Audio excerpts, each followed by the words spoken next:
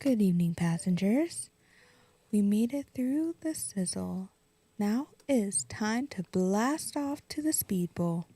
There's also a companion flight to Seekonk Speedway. And as always, please observe the no smoking signs. What are you, fucking stupid? Huh? Good job, Ram. Thank you. All right, everybody. Welcome back to the show. Did anything happen last weekend? I don't think so. No. Nothing crazy. I cleaned out my car a little bit. Is that right? Good job, There were Bob. some empty Celsius cans rolling around, you know. Is that an energy drink? Yeah. Pretty good. I don't think I've ever had one. It's good. What's it called? Celsius. Oh. Emma loves them energy drinks. I do too. I never drink them. I've never had an energy drink like a Monster Yeah, or I don't any of think that. I have. I've never tried one. Oh, you got to Really? switch Yeah. up. And people No. have them with alcohol. So That's probably bad. the one I do like, and it's if I do have one, which is a rare occasion, is Full Throttle. Full throttle. I've never what heard the of hell that. is that? It's They're a fitting delicious. name. Where do you find that? They're citrus. Are Mostly, they like pure sugar? pretty much? Right? I mean, that's what it is, right? No. Sugar and caffeine? It's worse than sugar. What's Yeah. in those? It's worse. Like it's, that? it's like you put a rat in there and it'll like disintegrate. I think they've actually Do done you that. actually get like a high off of Yeah, drinking them? yeah. I mean, kind of, right? You do? I could fall asleep right after having one. You can? Yep. I can't even drink a coffee late at night. So coffee doesn't bother me. Energy drinks don't. Tea does. Tea? Huh. That's what keeps you up. Well, let me put out a little bit of a revision here. You know, when you first start putting them down, you really feel cracked out. But then if Yeah. you drink them for a week straight and you don't have them, you're just knocked. Yeah. Like that Really? becomes the default so fast, dude. It's so fast. You get used to it. They have like 300 milligrams of caffeine. What are you, fucking stupid? You know what we did one time at my house? What? There was this thing online. This is terrible. I shouldn't even say this. Oh boy. But it said have a spoonful of cinnamon. Oh gosh. Oh. Try to put a teaspoon of cinnamon in your mouth. Oh, my God. Bro, you can't even talk. Did you do it? Yes. Are you serious? Diego, what? That's was like some so Looney funny. Tunes. What? No, at this point, when you're my weight, bro, you will try anything. That was a Okay. stupid. That was a stupid social media challenge. Yeah, The well, cinnamon challenge. It was like, I'm like, my wife, she laughed her ass off. It was funny. Did you ever try the apple cider gummies? I've tried apple cider something, dude. They're terrible. Dude, isn't it? I mean, Apple cider gummies. Yeah, it's supposed to help your this metabolism is and all that. fat people. Yeah. Bonssa, you don't ever have to worry about this. Hopefully not. I like to stay a twig the rest of my life. Man, it is a battle to try to I was shift. your size once in 5th grade. Right. Right. No, you got to find a happy Serious. medium, though. You don't want to be like a wrinkly twig, you know? It's Are you bad. calling me a wrinkly twig? Well, not yet, but Not yet. I'm just All right, saying. settle in.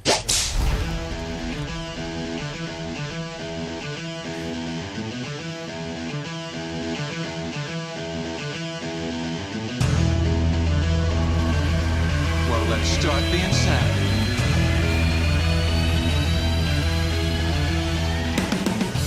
What's up, everybody? Welcome back to the Man Cave for the next edition of the Sid's View podcast. What a weekend with some crazy races. We got a lot to go over. Diego's in the house. What's up, buddy?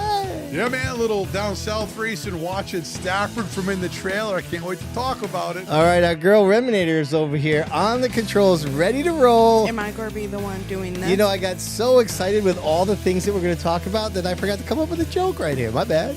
Yo, yo, yo!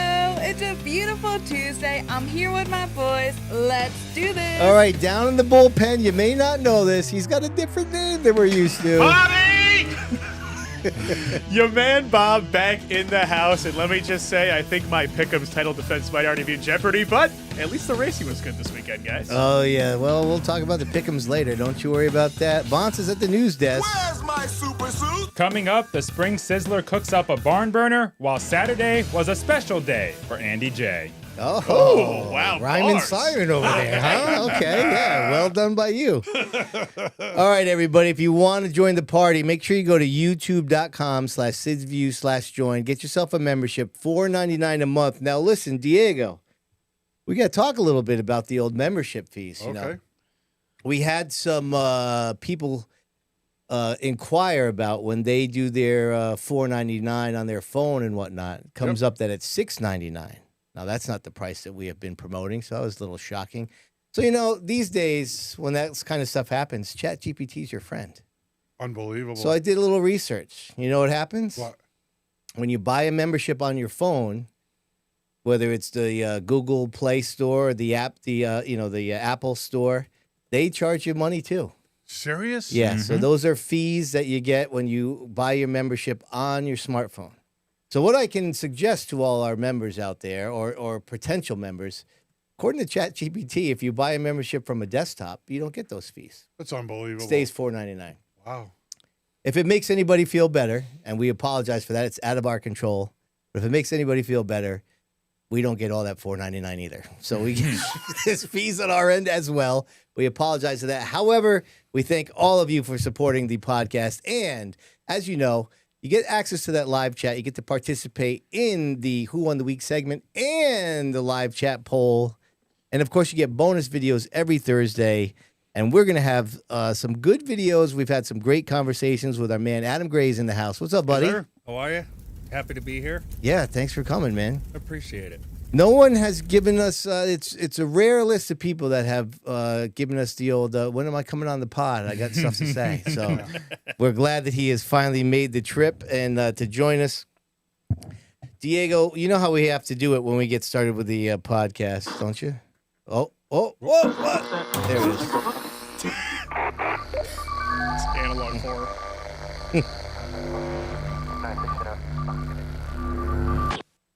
All right, our good friends over there at Mid-State Site Development, they were having a good run and the Sizzler there. Our man Noah, yeah, he was looking good there early on. But we appreciate the corners and all their support, the podcast.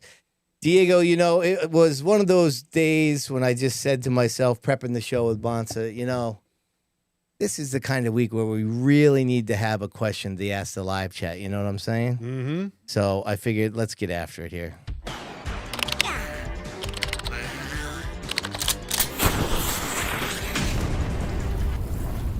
All right, it's the Waddell Communication live chat poll question. Oh, Gary helping us out. All right. Hell yeah. All right, here we go. Here is today's poll question. Which race had the more exciting finish? The Spring Sizzler at Stafford Speedway or the ARCA Series at Talladega Super Speedway? Both epic. Both Yeah. epic. And so all of our podcast members can now vote in the live chat. Yeah, the poll's up. The poll is up. And if you were, if for some reason you are not familiar with these two races, we will have clips for them later in the show if you need to wait and get a visual before you make your vote. But the poll's open for those who may want to jump in. Barn right away. burners. Barn burners, for sure. Well, Diego, I got another thing for you. Before we get into it, we've been putting a lot of work into our merchandise for the 2026 season.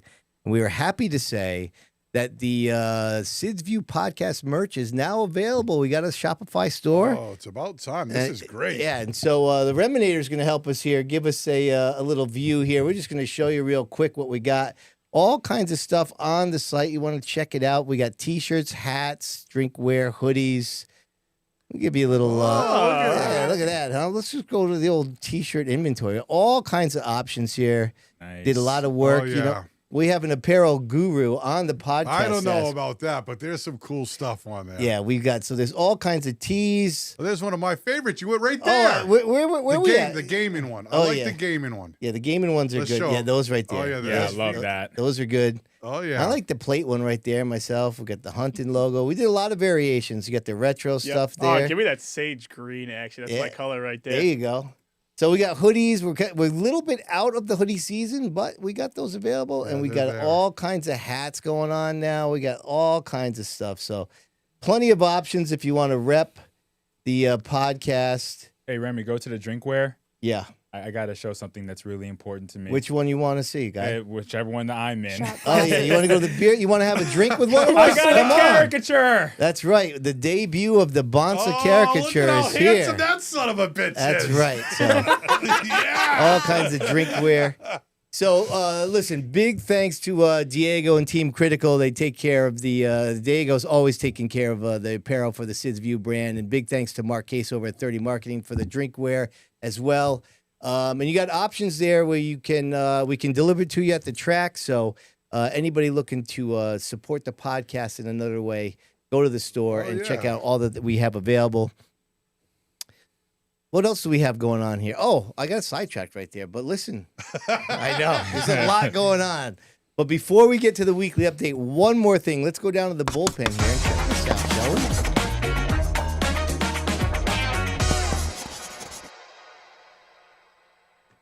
Big thanks to our friends over there at Serve Pro, Johnny O. And so a little bit, you might be saying, what does that mean? You never know who's watching. Well, Diego, why don't you break it down for us, buddy? What are we looking at? This is great. So, obviously, Brody had a race down south. We're at Caraway Speedway. Yeah. So, me and Sean, we said, let's go out and get some food for the guys. We get burgers, all this other stuff. We're pulling in, and this guy stops us. He's directing traffic. And he goes, hey, are you Brody Monahan's dad? Sean goes, he's like all proud. Why, yes, I am. I watch you on the podcast every week. Oh, my God. He's like, oh, no, that's my brother right here in Diego. So that guy that we're talking about happened to be Doug Smith. Yep. And he's the That director. guy right there. Yeah, he's the director of operations out at Caraway Speedway. And so, Doug, if you're watching, I appreciate you watching and supporting every week. And he said him and a crew of people down at Caraway and their team, they watched the podcast, which I thought was awesome. super cool. Yeah, that's really awesome. Yeah, and I said to my brother, I walked away. I'm like, bro, you want my autograph? Man. I mean, you want to say small world, but damn, that's pretty far away. I thought it was great. To what he said, though, they do a lot of north-south racing there, so they come up and they try to solicit cars. Yeah. So they're very in tune with what's happening up here, and they make it a point to watch the podcast every Tuesday. That's if they great. don't, I thought it was great news. That's So- awesome. I can't tell you how many people at Stafford stopped me during the day on Saturday and Sunday telling me that they watch the podcast every week. Isn't it awesome? It's Yeah. awesome. Well, sometimes Lot it's of fun. scary. I mean, it'll come out of the porta potty and get stopped. I'm like, all right, can we give it a second? I mean, Jesus. Really? I'm like, that wasn't me. I Rob. swear. Hey, All right. listen, confirmation here. Our man 860 James said he did the old desktop membership renewal. All and he's right. Saved himself $2. So that's how you got to do it. All right. All right, listen, everyone's chomping at the bit. We got a lot to get it going. Let's go, Bonssa.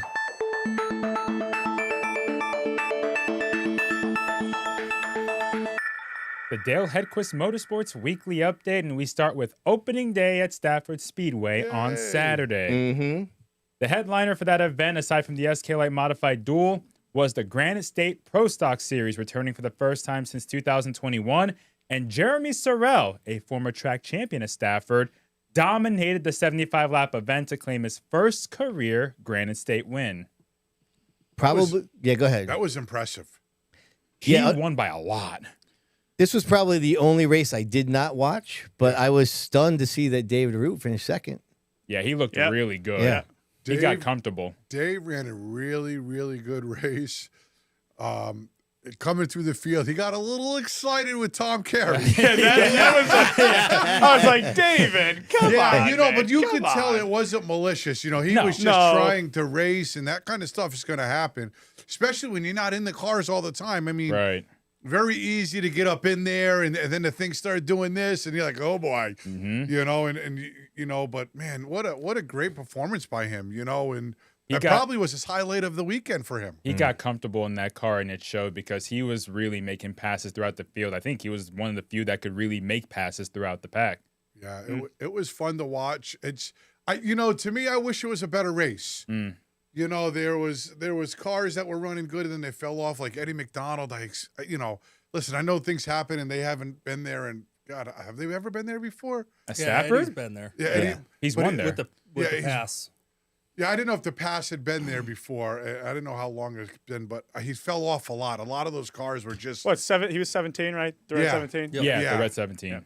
Yeah, he was my pick, and I thought I was looking good. He was sitting second. I said, "Oh, this is good." Yeah, I mean, Corey Casagrande was in that race, and Yeah. he got caught up in a couple accidents. Adam was in the race. That was a wild one for you, wasn't it? Yes, it was. Adam, what's up with those cars? What they hit the chip like 2/3 of the way down the straightaway. I mean, what is like driving that? I mean, is it like kind of funky? Yeah, it's weird. Like I've ran it both ways. Right. You know, trying not to hit the chip, and kind of helps you get in a corner. Yep. Like, hey, I can get on it, and it's easier getting the nose set down. And Yeah, everything. yeah. You never really got a chance to show your stuff because Unfortunately. from the very No. start, you got caught in trouble. First lap, second lap. Not the only time that weekend. Yep. That was a 1-lap wonder. But yeah, I just got what he said. We said earlier it was too bad because you showed great speed during the day, you know, and I was like, man, it'd be sweet to see you go in there, you and a root. I mean, if you guys were like the hometown boys, went in there and ran well. I screwed myself too because I didn't take the second practice. Okay. Because the car was so good in the first one. Yep. And stupid me, I should have remembered that Granite State sets their qualifying order off of the second practice speeds. Oh, yeah. Yep. That was all me. Oh, good job. So it's basically a long group quali, essentially. Okay. You live and you learn. Yep. Yeah.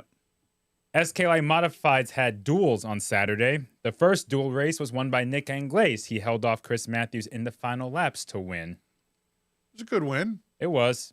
It was- Matthews was there, though. Anglaise couldn't just settle in. He had to make sure that he kept his Yeah. secure space Yeah, I with thought, the 29. Matthews just, I know you're going to get in deeper, but he had a solid weekend. Yeah, he did, to say the least. Solid. He's a machine in them things. Isn't he? Yeah. Like, and he's one of those guys that, like, I don't even mean to sound like this. This is no disrespect, but he's just a quiet guy that runs good and wins. Yep. You know, he's not a headliner. No. And I never pick him, and I'm like, damn, I never picked that guy, but he's damn good. No, but he's inevitable, dude. You just At the know, end of- there he is. Once At again. the end of the show, it's like, hey, Yep. how the hell did he get there? Yeah, Yeah, always. right. That's what I'm Always. saying. He's that guy all the time, and Uh-huh. and then once he gets out front, man, you better be good. It's hard to catch him. Yeah, you better Yeah. be good. It's too because methodical. He's been at it a long time. Yep. Well, we had an incident that happened in the heat races leading up to the duel. And I do have it, so here we go. Good. Ben Morabito just ahead of Amanda West in car number 15, who goes to his inside. Last circuit by Ben Oh. Morabito. Oh, trouble. Couple of cars hard into the Oh. outside wall. Up Yellow in turn cars, 4. Chad Jones. Black cars, Chad Aiden Jones Degata. was among the cars. They got that thing back together, didn't And they? we were Uh-huh. just commenting Yeah, that's on impressive. how strong A little Chad meltdown Jones was alert. running. Here comes Aiden over, and Aiden is expressing his displeasure.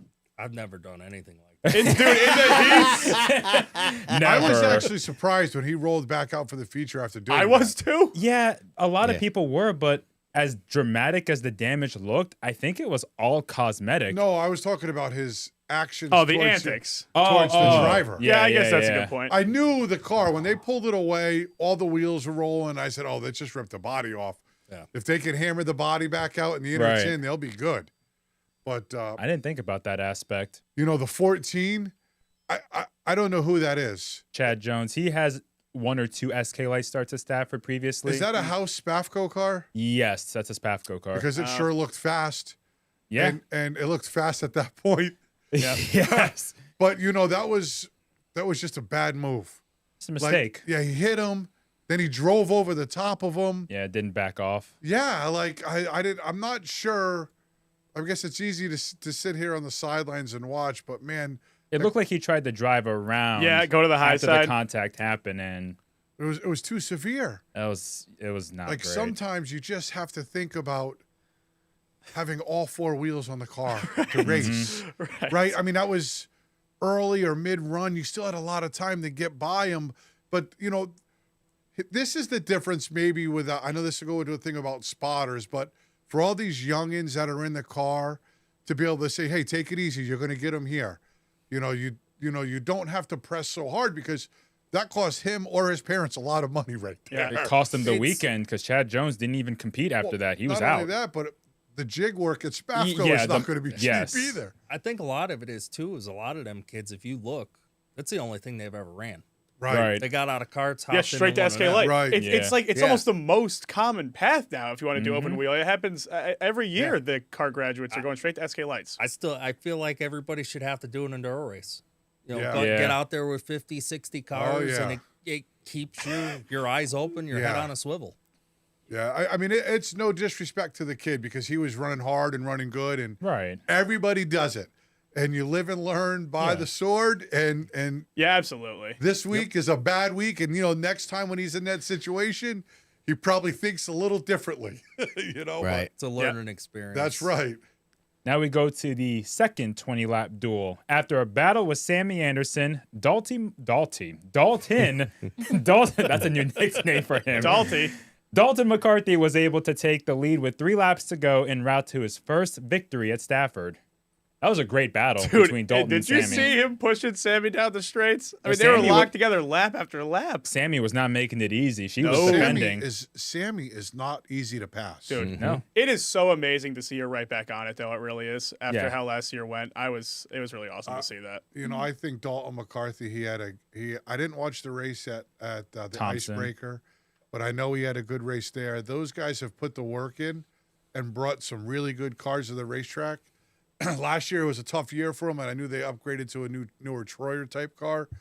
It's not surprising at all that he's as competitive as he is, and I hate to put this on him, but I'm sure we're going to see him in victory lane this year because a lot of that prep to win those races is done at home. Yeah. And they bring a good crew and a good car to the track, and it's hard to keep them down. I mean, technically, that was an official points win. It was, yeah. That was a full paying points, race. full purse win. That's right. We Yeah, did have that discussion. Yeah. there. But again, as we That was said, a I mean, debate. but how? I know what you're saying though against the Yes. full field, but I still think he'll get it done. I mean, he's I just want getting to started. see a Friday night 35 car field win. absolutely. That's- Right. That makes me feel good.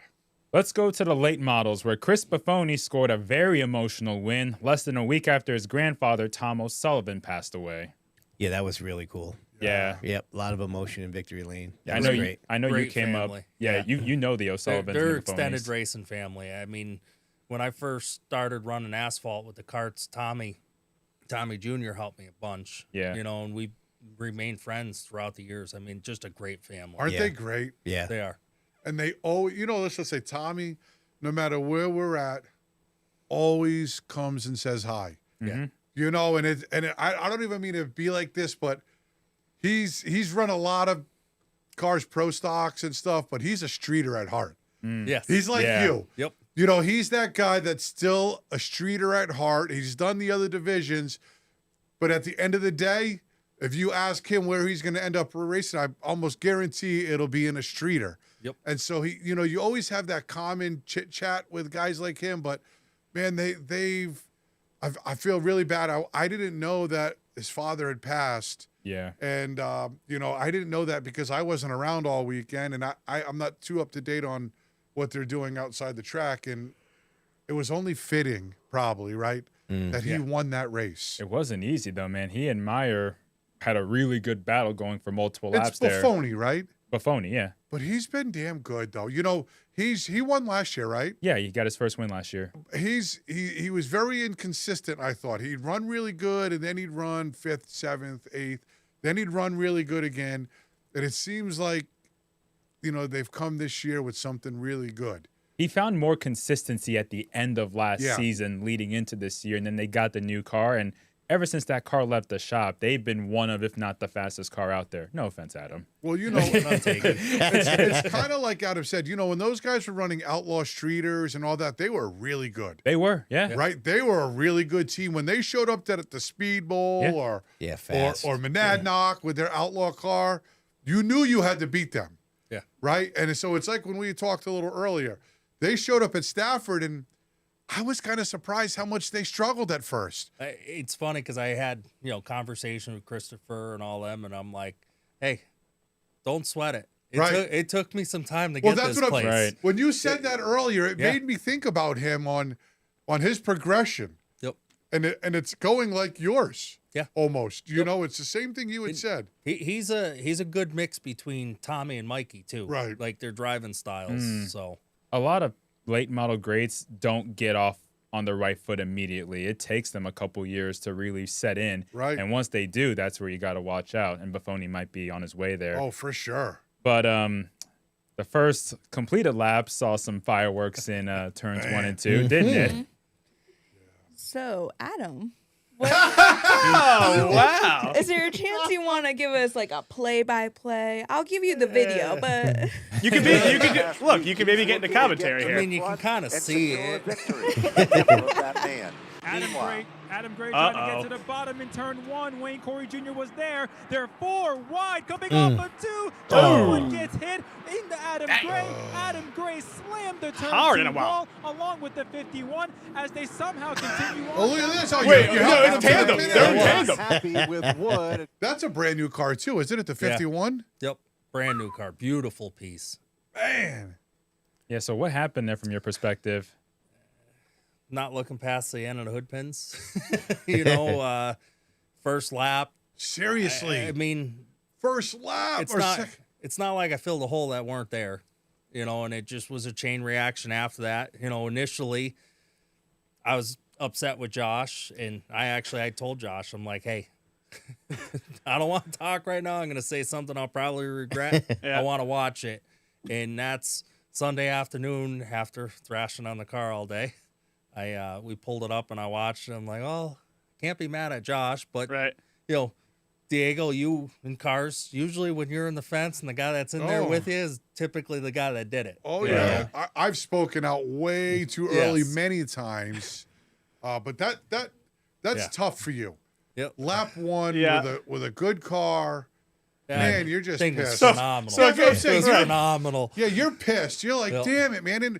But Wood's pissed too. Yeah. They got a brand new hot rod. Yeah. Whole new look. Yeah, whole new look. I mean, I'm sure he's not feeling good about it either. He No. drove away from there like, damn it, I shouldn't have went to the top. But it's that whole situation though. Once he committed, because you were like a fish out of water up there. Yeah. And he's like, oh hell no. Yeah. And he committed, and then you gathered it back in, and you guys all met right at the same time. Yep. And it was over. I mean, it's 4 wide at the exit. It's almost That's sometimes tough. worse than on entry. But it's safe to say that you were pushing the 51 deliberately in that moment, at least. In that moment. Yeah. I can't blame Daryl. Yeah. I mean, Right. He's on the very bottom. Yeah. What's he gonna do? Lift? Yeah. I would have done the same thing he Right. did, Right. So it's like, it was the initial for me, being the first lap. Yeah. Like, come on, seriously? Yeah. That So- sucks. Well, you were hanging on out there though. Yeah. Oh, dude, There- you had there were- that old pucker up moment up there. Not much of it outside. Yes. No, I feel like you're always haunted by the early season, though. Like, you got to have it's noticed the trend at this point. The late season, Well- you're there, but We're going over the lineup, and I looked at my father. I'm like, I'd be okay just starting scratch. Right. No, Instead of seriously. starting second. Yeah. Like, he's like, seriously? I'm like, yeah. I'm like, I know what's gonna happen. Yeah. Yeah, a bunch of people fighting for the bottom, and I'm gonna Yep. get the rough end of this deal. And here we are. Yeah. And amazingly enough, despite the hard hit, it's not as bad as you thought it was. No. Initially at the track, I thought it was pretty well killed, and we unloaded it Saturday night. Kind of looked at it, trying to get a game plan together, and it's not as bad. It's a lot of bolt-ons. I'll be doing a lot of chop cut rebuild this week, but yeah. it's not as bad as we thought. At least you got 2 weeks. yep. Yeah, Yeah. I got a backup car too. So That if is we run true. out of time. Now, this car was the one that was built last year, Yep, right? this was the Yeah. new car. Yeah. Yep. Well, we know how good the old car is if you need it. Yeah, I don't think we will. I mean, Yeah. Right. we unloaded, Saturday Really and good. first practice. It was like we could park. I'd feature only it. Like that's Yeah. how good the thing was. Yeah. So, Yeah. and we'll get it back there. We got our notes. Well, Excellent. let's go to the limited late models where Jason Lafayette from the pole endured multiple restarts during the 20-lap feature to earn the victory. So That was a grind. I saw Lafayette in the pits on Sunday. He said, you guys are sleeping on the old guys in your pick'ems. I know. You know what? He's not wrong. Yeah. Yeah. He's another one that's always there. Yeah. Jason's a great guy. Yeah. Wicked Is, wheel too. man. Yep. He's always there. He's been at it a long time. Yeah. That was a race of survival, though. You had to finish the race Yeah. just to basically get a top 10. It was tough out there for those guys and gals. Yeah. But was Travis Hydar, defending champion, last lap. I think he had an issue with the car because he fell off the pace and then got pushed from behind. He slammed the turn 4 wall. Yeah, that thing looked like it was killed. Yeah, that's a rough start to their championship defense. Yeah, I almost had it. My boy almost come up one spot short this week. Oh, second. LaVoy? Yeah. And Root got third. Yeah, Root. I told you. I don't know if I told you, but I knew. I think I said last week. I just know Norm, his father, and he loves streeters and he's into it. And when he said, we probably left some on the table last year. We found some stuff. Yeah, you brought that up. I'm like, oh boy. And it doesn't surprise me. I mean, I picked him last year once or twice to win. I like those guys. Yeah. And I was really pulling for him to win. But I think they're knocking on the door right now. Well, I think everyone's got work to do because Lafayette was pretty stout. Oh, Nobody is though. Yeah, Hey, that's new BFR car It too. is. It was new last year. Yeah. But I mean that's He it's a came- good piece and he wheels his shit off. He of it. came out of the stable last year. Yeah. Like, whoo. everyone was talking about Hydar in his rookie year, how he was Yeah. going to do great. Lafayette won first. Right. Yeah. Yep. In the 30 lapper. here we are Ice sliding car again. count on Saturday. Limited late models. 21. Yep. That's 21 long cars. days from you busting my butt. Which That's wasn't never that gonna long. No, end. but it really said something, though, because that was not that long ago. I And I know. was honestly in the same boat with you. I was I like, yeah, know. whatever. The When we Limiteds, first now they're one of the started best pod, shows. Yeah, we were talking about Yep. the limiteds. It was like 10 or 11. I was like, I'll take a little nap. Yeah. But no. And that's good too for the late models. Oh, Yeah, Yes. absolutely. With them growing because them guys are gonna have a place to go. Because Yes. the cars really aren't that far apart from each other. Right. We go to street stocks where Ryan Waterman led the most laps, lost the lead with 5 to go, got it back when Brandon Warren and Bill Cody spun while running 1-2, allowing Waterman to score the win in just his 4th race back from his injury last year. All right, let's Well- get into it. Let's show the drama, shall we? All right, Rams, with your new hat, They come damn back to straight. the stripe. 2 circuits to go. Teammates Cody makes a here. bit, bottom Yep. of turn 1. Will he pull it off? Come in on, turn Bill. 2? Yeah. Dude, I'm not going to lie. Bill Loki. Wait, stop it right All there. right. Stop it. So, yeah, the 75 of Waterman and the 81 of Brent Gleason, They stopped for the wreck right here. apparently That's Or what was the it- call was. Or were they in the wreck right here? Adam, you call it. I would say they were in the wreck. They were Yeah. Because definitely. there's been times where doesn't at different tracks you stop and it's like, oh no, you were part of it. yeah. Yeah. So, That was a shocker that they got their I can spots tell you back. this. We were, and I think I said this to you guys earlier. So, we were obviously down at Caraway with Brody. Yeah. In the trailer, we've got Wi-Fi and that little thing that what's his name makes there. Whatever. The Starlink. Starlink. Like, Yeah. Okay, So yeah. sorry about yeah. that. Yeah, we got the Starlink going so we could watch Flow. Mhm. And it was like Tommy Baldwin, Luke, all of those guys were in there watching it, and then those guys went back to the front row, and they were like, "What the hell just happened? Right? Why are those guys back on the front row?" And I'm like, "I have no idea," because I was really, you know what sucks about that is that PJ Evans ran really good in the heat race, struggled in the feature. in the feature. They were wicked tight, Yep. and it was obvious. You could see that they were tight, Yep. but I felt like they got shafted a little right there. This you got 2 to go.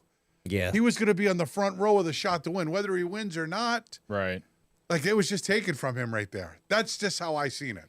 I always find those calls interesting, especially in the modifieds, because in the modifieds especially, you're squared up, bumping each other, trying to come to a stop, and it's a judgment call on whether they were But- in the wreck or not in the wreck. If you look at the video, Right. and you guys have video, Yes. they are clearly pinned against the wall. Yeah. Yeah. How is that they're in the considered wreck. stopping for the wreck? No, they're in the wreck. Right. I mean, Waterman drove away and the fender's hanging off. Right. Yeah. I don't know. I have never been in a wreck like that. I did one time when me and Rocco on the front stretch. We all wrecked. Yep.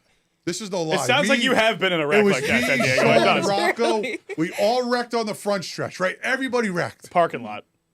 Yellow flag comes out, and they put us back on the front row. I'm like, holy shit.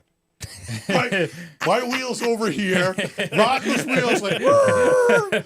And they put us back on the front row. I'm like, oh, they must really want a show. You know what I mean?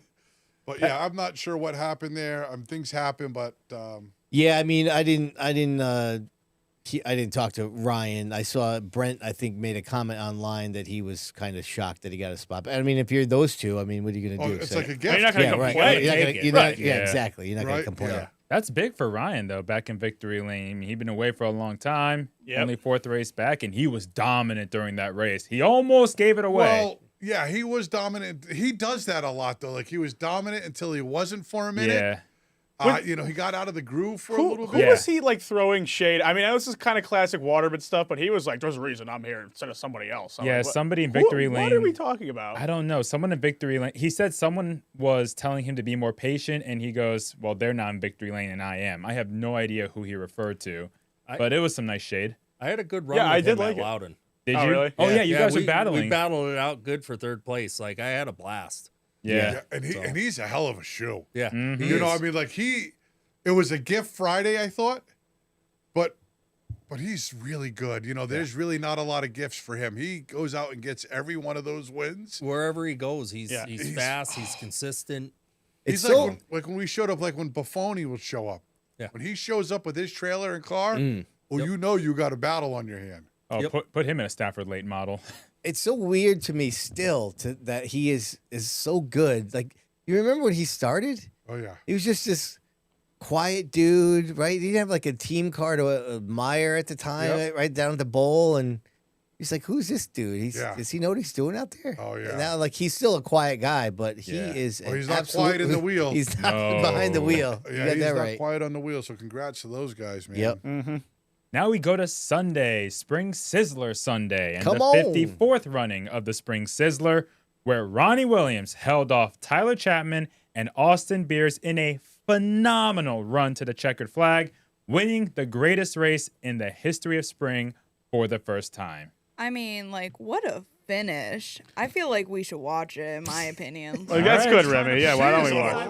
As Beers has a run coming off of 2 and pulls alongside the 50. They're side by side for a 3rd lap as they head through 3 again. No question about it. Beers gets a good run. It's the for best it, I've but seen the it is still 179 in a Williams long to set the time right pace. here. Yes. Beers up No, on the and wheel what on about the the In outside. 06? Chapman Oh, yeah. is here, knocking I on was heaven's amazed. door. Beers slid that car coming off of 4, trying to stay with Williams as they come off of 2. Still nerf bar to nerf bar down the back straightaway. Chapman looking for a place to go, but there is none. They're still door to door. What a race up front. At this coming to point, 2 my wife laps wanted to go. show me something on her 3 phone. cars I'm to like, stop. "Babe, Ronnie there's Williams 3 at cars the battling point for the of lead with 3 laps left. It's gonna have to wait." Don't you hate that? Yeah, it's gonna have to wait. Not letting that bottom lane open up for Tyler Chapman or for anybody with that matter. Down the backstretch they go again. Listen, Ronnie's in the Shot from perfect behind spot by right here, Chapman. though. Yeah, Williams he holds is. He's got a on. guy to the Here they outside come. and a guy on his White flag is bumper. out. But No Beers surrendering at makes the a very point. smart Still choice here. Williams as It's they starting to look cross like how the they almost stripe. have to pass it. Yeah, but Loudon. it's almost like to the he's keeping outside them all lane. right Right. there. Chapman Yeah. wants Yeah, to you go. have to all the way Yeah. down. Coming off of turn 2. Now Williams looks to protect the They're like, bottom he's in lane. trouble 2 right. He turns could be away in from trouble right victory. here. Yep. No question about Look it. at They this move dive by to the bottom of 179. turn. Oh! Austin Beers. He almost pulled it off. Jumping up and down in If their they was didn't knock another Nerf foot up cars, there. he would have had a shot.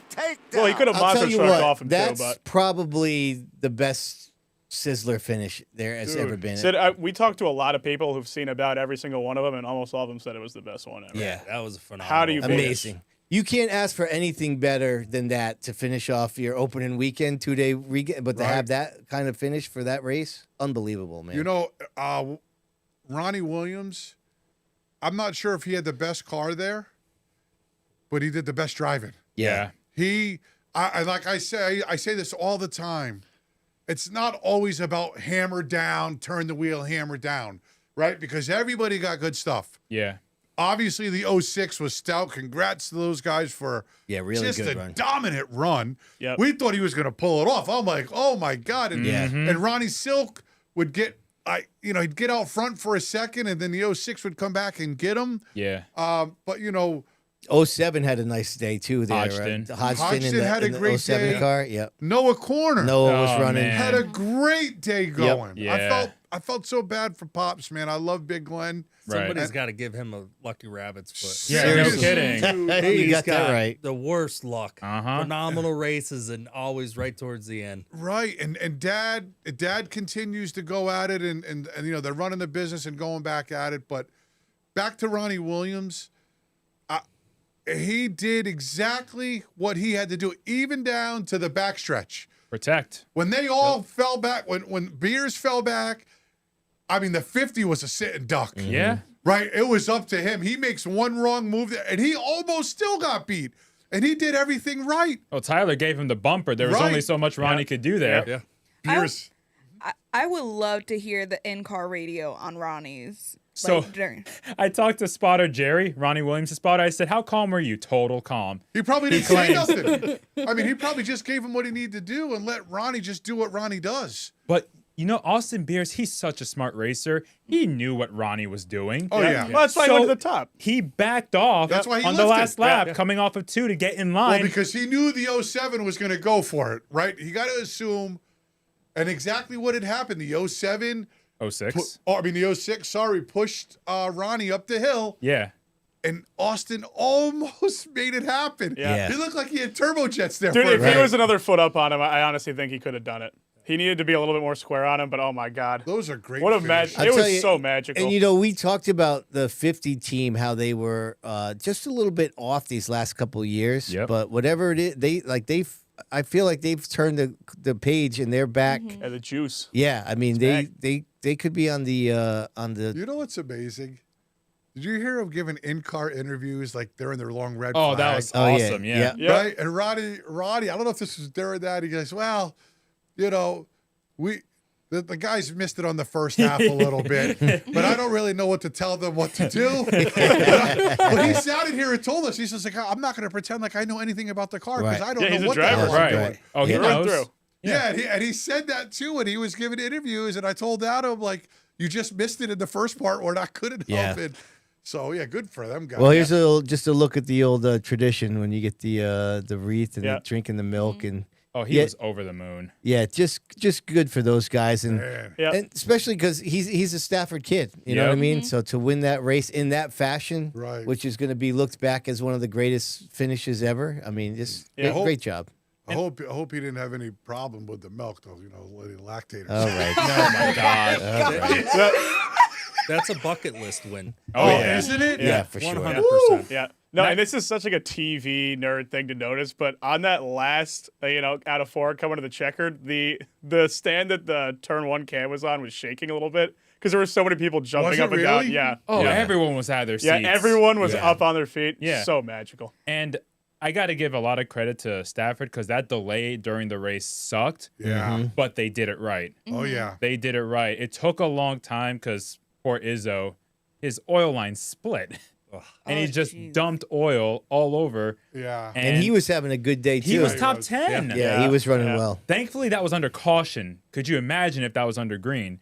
But they made sure the track was in good enough shape to go back racing, where they had to stop the cars a second time to be sure because the driver said it wasn't dry enough. It was still too slick. Well, you don't want egg on your like the worst thing they could have done there is send them back out and piled up 10 of them and had another freaking red flag. Right. It's the last thing you want. Was it one of the mod races last year down south when they put dirt on the track? Oh, yeah. Yeah. It's like, come on. Yeah. Dirt? What the hell are you talking about? They What ran is out of that? Speedy Dry and they went and got dirt. Yeah. So let's just address our boy Austin. You know, he's in the chat. I see that. What's the fence thing? So, I mean, Tish and I want to get a new privacy fence here, right? So the guy builds fence for a living. I thought I'd pick his brain. You know what his answer was to me? Yeah, Who builds fence for a living? Austin. Oh, he does? Yeah. Okay. He basically told me to just Google it. Thanks a lot, buddy. You know, whatever. What a drive he had because he came from the back. He was battling for the lead with Silk. They had a great battle between themselves, and then Beers got crossed up and went through the grass, had to fall to the back, and still made his way back forward. You know, I'm not sure if I've seen the Jensen team run that good in a long time. Yeah, it's been a while. Yeah. They've always had brought good cars. Right. Yeah. And the last time they Well, were don't forget he had a great win against Swanson at Thunder Road last year. Yes, in that's the Monaco true. race. Right, That right. was a really good race. Yeah, it was. Yeah. And again, very calculated. He got the lead at the very end of that race. Yeah. And but yeah, it was good to see. Yeah, It's for sure. amazing Yep. the smarts, you know, and they're pure examples of what I was talking about earlier. The way Austin lifted and got back to third because he was done doing that. He did that for 3 or 4 laps. Right. We're gonna try another route here, going down the backstretch. Right. It's just the mindset of all these guys. Austin's thinking one thing, Ronnie's thinking another, And then Chapman's like, Tyler's just pushing Ronnie, trying to get ahead. He's foaming at the mouth. And Austin's thinking, what is Tyler going to do here? But you know what? That was a big race for Tyler, I think, because that really showed a lot of people when he has the car what he can do, because he was very impressive out there. I mean, there were glimpses of greatness out of that combination last year, but it was very hot and cold. I mean, this is definitely, especially on a stage that big, how you want to set the tone for the year. Well, you know what's another cool thing is, so the top 10, right? Ronnie Williams, Chapman, Beers, Kopsick, Ryan Newman, Jake, Swanson, Moeller, Teddy Hodgson, Brett Meservey, Michael Christopher. That's the top 11. Other than Ryan Newman, all those guys are under 30. Wow. And about half of them are probably under 25. So the modifieds are alive and well, and that's good to see. Swanson's seventh after falling a lap down during the race. Yeah. All right, let's go to the SK Modifieds. They had a good finish. Yep. Todd Owen held off John Pulio in the final laps to get his first victory at Stafford since September of 2024.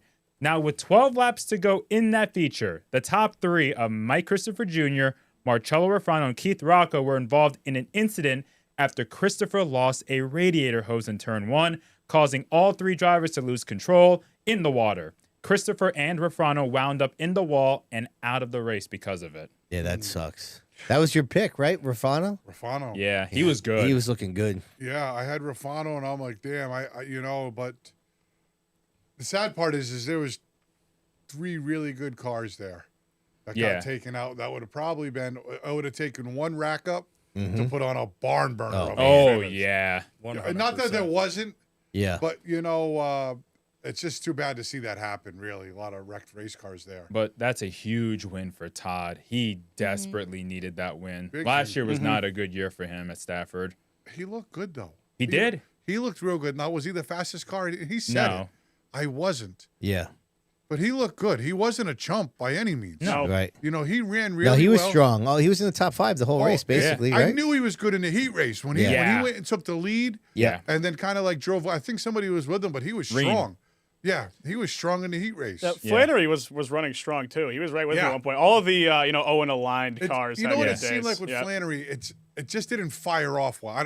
He's a friend of mine, so I was trying to watch, and I'm like, he never fired off good, but then once, after like a lap or two, he was almost as strong as Todd was. I think one of the restarts he was second, and the outside line was not your friend. Yeah, it sucks. I mean, Matt Vassar was up there 3 wide for the lead on one of the restarts. Yeah. Nobody really knew what to expect with Vassar in the 11 team, and he showed that he could be up there, but he got shuffled back. Chase Cook finished 6th. Yeah, starting basically in the back. But he was fast, though. He was. If you look at times during the day in practice, he was quick. He wasn't slow by any means. So, and to John Pulio's credit, he was all over Owen's bumper. Owen blocked him a few times. JP kept it clean. A little bump in 3 and 4, but that's all he did. He didn't really push the issue. I mean, did you think he was blocking bad? I didn't think so. Owen blocked once or twice on the straightaway. Yeah, but I mean, who doesn't? I mean, there's always that draft effect down the backstretch. Yeah. Everybody pulls to the bottom. Like, it's a thing that people do. So, I don't fault Todd Owen at all. Oh, I don't fault him. It's just some drivers don't have a whole lot of tolerance for blocking. So that usually ends up not well. I do also want to say how fast John Pulio was, and I was listening to him while I was taking pictures for social media, and he was having a vibration, like a really bad vibration. Really? Yeah, he thinks it might have been the transmission because his shifter was going like this. So there's a chance. That's probably not good. But yeah. Those guys are nasty, though. Yeah, they'll be strong all year. What a way to back up your championship season. Yep. Right? He come out, he didn't win, he was strong, and guess who finished 3rd? I was going to say, someone who was quiet and snuck in there, Mikey Flynn. That's right. Good for Mikey I thought he was going to steal it, man. That was my pick, too. Come on, Mikey. Yeah. No, listen, I, for one, maybe never give Mikey Flynn enough credit. Yeah.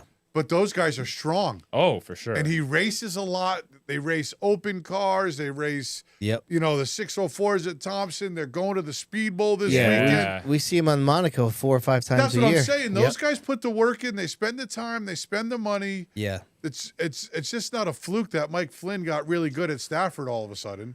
Nope. I expect him to be strong all year. Yeah. Next up is the SK Light Modified 30-lap feature, where Chris Matthews extended his mark as the all-time win leader in the division, taking the victory, his 26th SK Light win.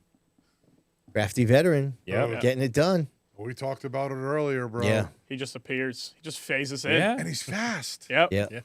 Like, I mean, he's sneaky fast. Yeah. But when he's got a good car, Yeah. he's one to reckon with. Everybody's watching Anglace. Everybody's watching Bennett. Everybody's watching Tyler Berry up front. Yeah. Right. No, but he really is quiet. I mean, you said it earlier, Adam. You were like, it feels like you don't notice he's even moving Right. up until he's at second or third. I'm like, there's no freaking way this guy's about Where to do did it it again. come from? Right? Uh-huh. That's Yep. what I'm saying. Hey. Everybody's watching everybody else, and damn, who takes the Oh, lead? there it is. Yep. Good for those guys. So how about this, man? On Sunday, between the three divisions, I know Steven Chapman did not take the green flag in the Sizzler. 81 modifieds in the pits between those three divisions. That's pretty awesome. That's an many- testament to Stafford. Yeah, for Yeah. sure. Yeah, they had 38 SK lights in the pits for the weekend. Yeah, It's unbelievable. impressive. Great job. I mean, we keep praising them guys, but they give guys like Adam Gray a place to go to every week that they enjoy going back to. Because not only the updates that we never really talk about it on here, Yep. the updates to the tech shack. Shack. Oh yeah, That God. tech shack is Right? beautiful. Like, Right. oh So my God, nice. like, yo, Yeah. you think when they're done, they come out and do something else. Yeah. Yep. Just as it's like, spectacular. right. It's like every year, right? There was the bar, there was the Right. video screen, the tech shack. Like it's always Like- the new front box office is all new, right? Yep. That's only a few years old. Yeah. It's Yeah, every year. unbelievable It's great. that Reinvest in it. Yeah. the money they Yes. reinvest back into the track to give these competitors, Yeah. and then they bought that what is that, rope-a-dope or Yeah, something? the tire Yeah, rope that's dope the machine. That laser. thing's pretty cool. Yeah, I watched Dave's video. It was really interesting to watch, and at least it keeps everybody honest Right. now, right? I mean, like if they think you're messing around, then they cut the tire and send it out, right? That's Yeah. the deal, right? So Yeah. they keep you honest at least. So Just when you think there wasn't anything left to do at the track to upgrade, they find a way. You get the rope-a-dope. Uh-huh. Yep.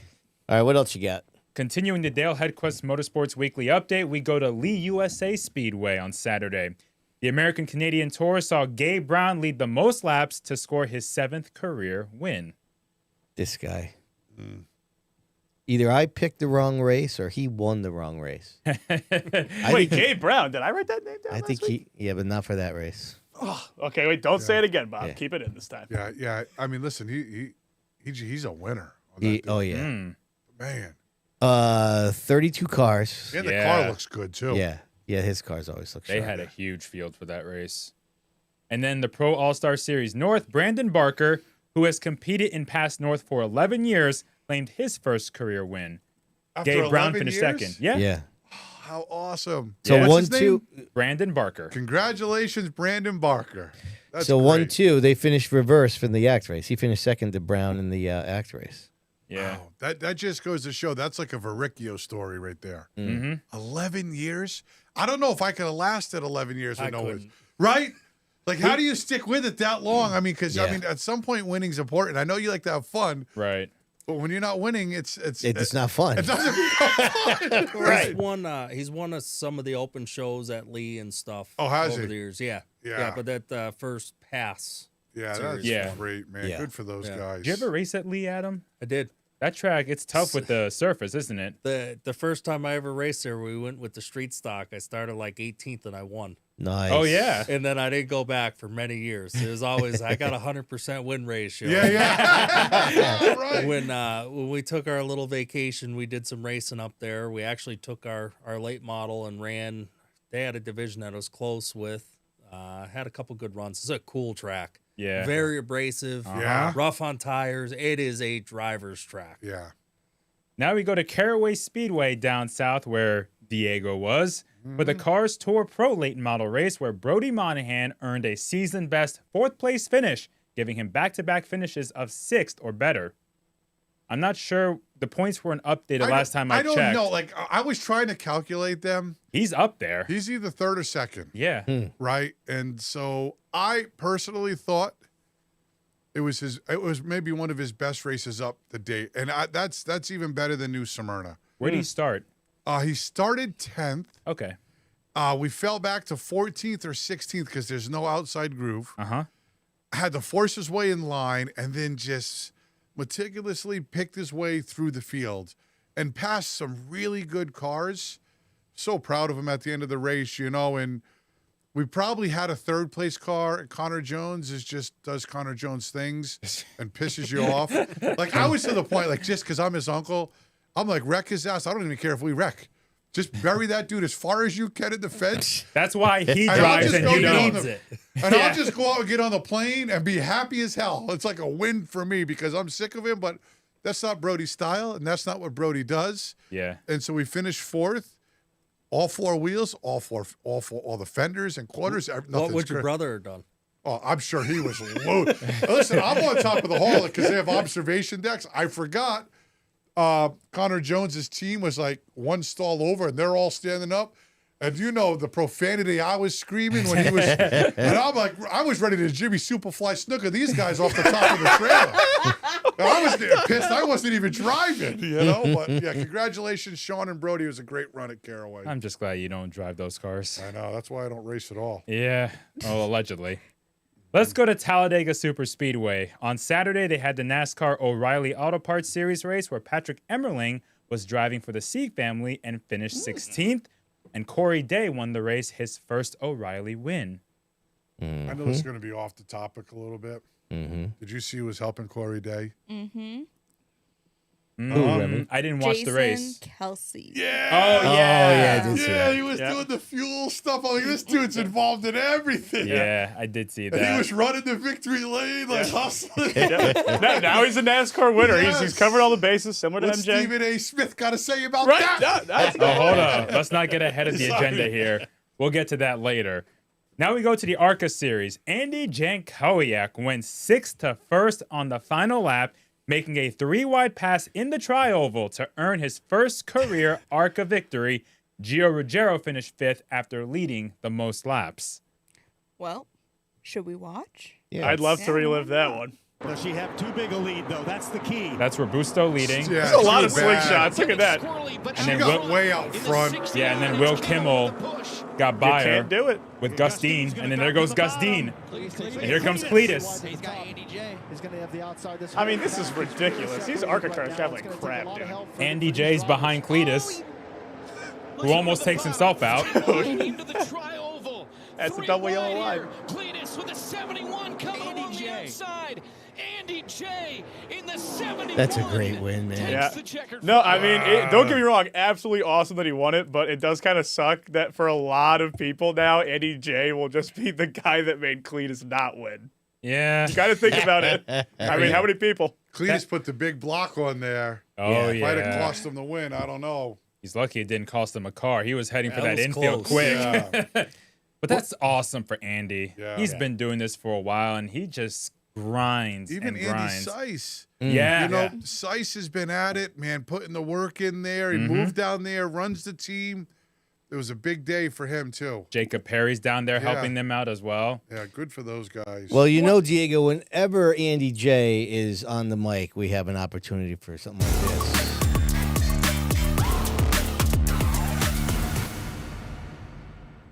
Go ahead, Rem. I don't know how much introduction we need here. Just roll the tape, right? I wanted to win this more for Andy and Mike and Kevin than I did than myself. And, God, wow, it just happened.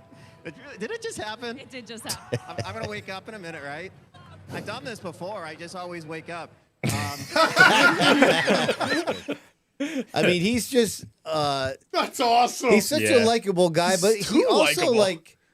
He reminds me of these. So my sister is an art teacher. She went to art school, and there's a lot of eccentric, freebird thinking people that she went to school with. And he kind of reminds me like that. It's like, oh, he's slightly cartoonish. Yeah, he's not like your typical race car driver. Did you see his racing shoes? Yes. Dope. Yeah. How about when he just stood up on the car and just took it all in? Oh. And it was great. Do you see Adam's racing shoes? What he's wearing right now. Adam, what the? I wish that could be on camera. Oh my God. One thing that I personally just don't understand is the booing towards Andy J. It's because of what I just said. Yeah, he beat Cletus. He beat Cletus. But the thing is, okay, I How understand. could they boo him? Yeah, like you don't hate the guy, so what's the point of booing someone? Like Yeah, go ahead. Like it was such a good finish. Like you should be happy how it ended and all. Yeah, like, I just think it's if it was that's because we know Andy J. Right. Yeah. I don't know. Like So- it's like if Ricky Stenhouse Jr. like beat Chase Elliott in an Atlanta photo finish, like it would be similarly. I mean, it's more about what got taken away by Andy. You would have thought Cletus won, though. You see he gets up on the roof. He's Right. just like, He was up. happy. He was happy. He was hyped. Well, here's the thing: the Cletus fans, they don't probably know a whole lot about NASCAR or ARCA. They came to the track solely to root for Cletus, or Squirrel McNutt, who was also in that race. But Squirrel McNutt, that's his name. But Squirrel McNutt. That's funny, Dave. they probably don't know the Andy Jays or the Will Kimmels or any of these drivers. Yeah, right. So in their eyes, they're like, "Oh, this guy beat my guy. Screw him," and they boo him. I mean, fair enough. That's how I about think this? I mean, after that, what do you think he's doing for NASCAR? Who, Andy J? Cletus. Oh, Cletus. Oh, he's bringing a bunch of people. You know what I'm saying? Yeah. They're booing the winner. Yeah. That's how bad they want Cletus to win. Right. NASCAR does anything to Cletus to not let him move on. The fans are getting pissed. Like, you don't think NASCAR listens to that stuff? Of course they do. Yeah. Right? I Yeah. mean, that's what he's doing right now. He's transforming that crowd to love him. Yeah. And the way he talks, like when he blows a motor and he drifts it all the way through 3 and 4, he gets out like he played a video game. Yo, did you guys see that? You know? It's kind of like when Happy Gilmore got It all the is. golf fans hooting and hollering on the golf. You know what I course. think? You know what I think happens? Changing the fan base.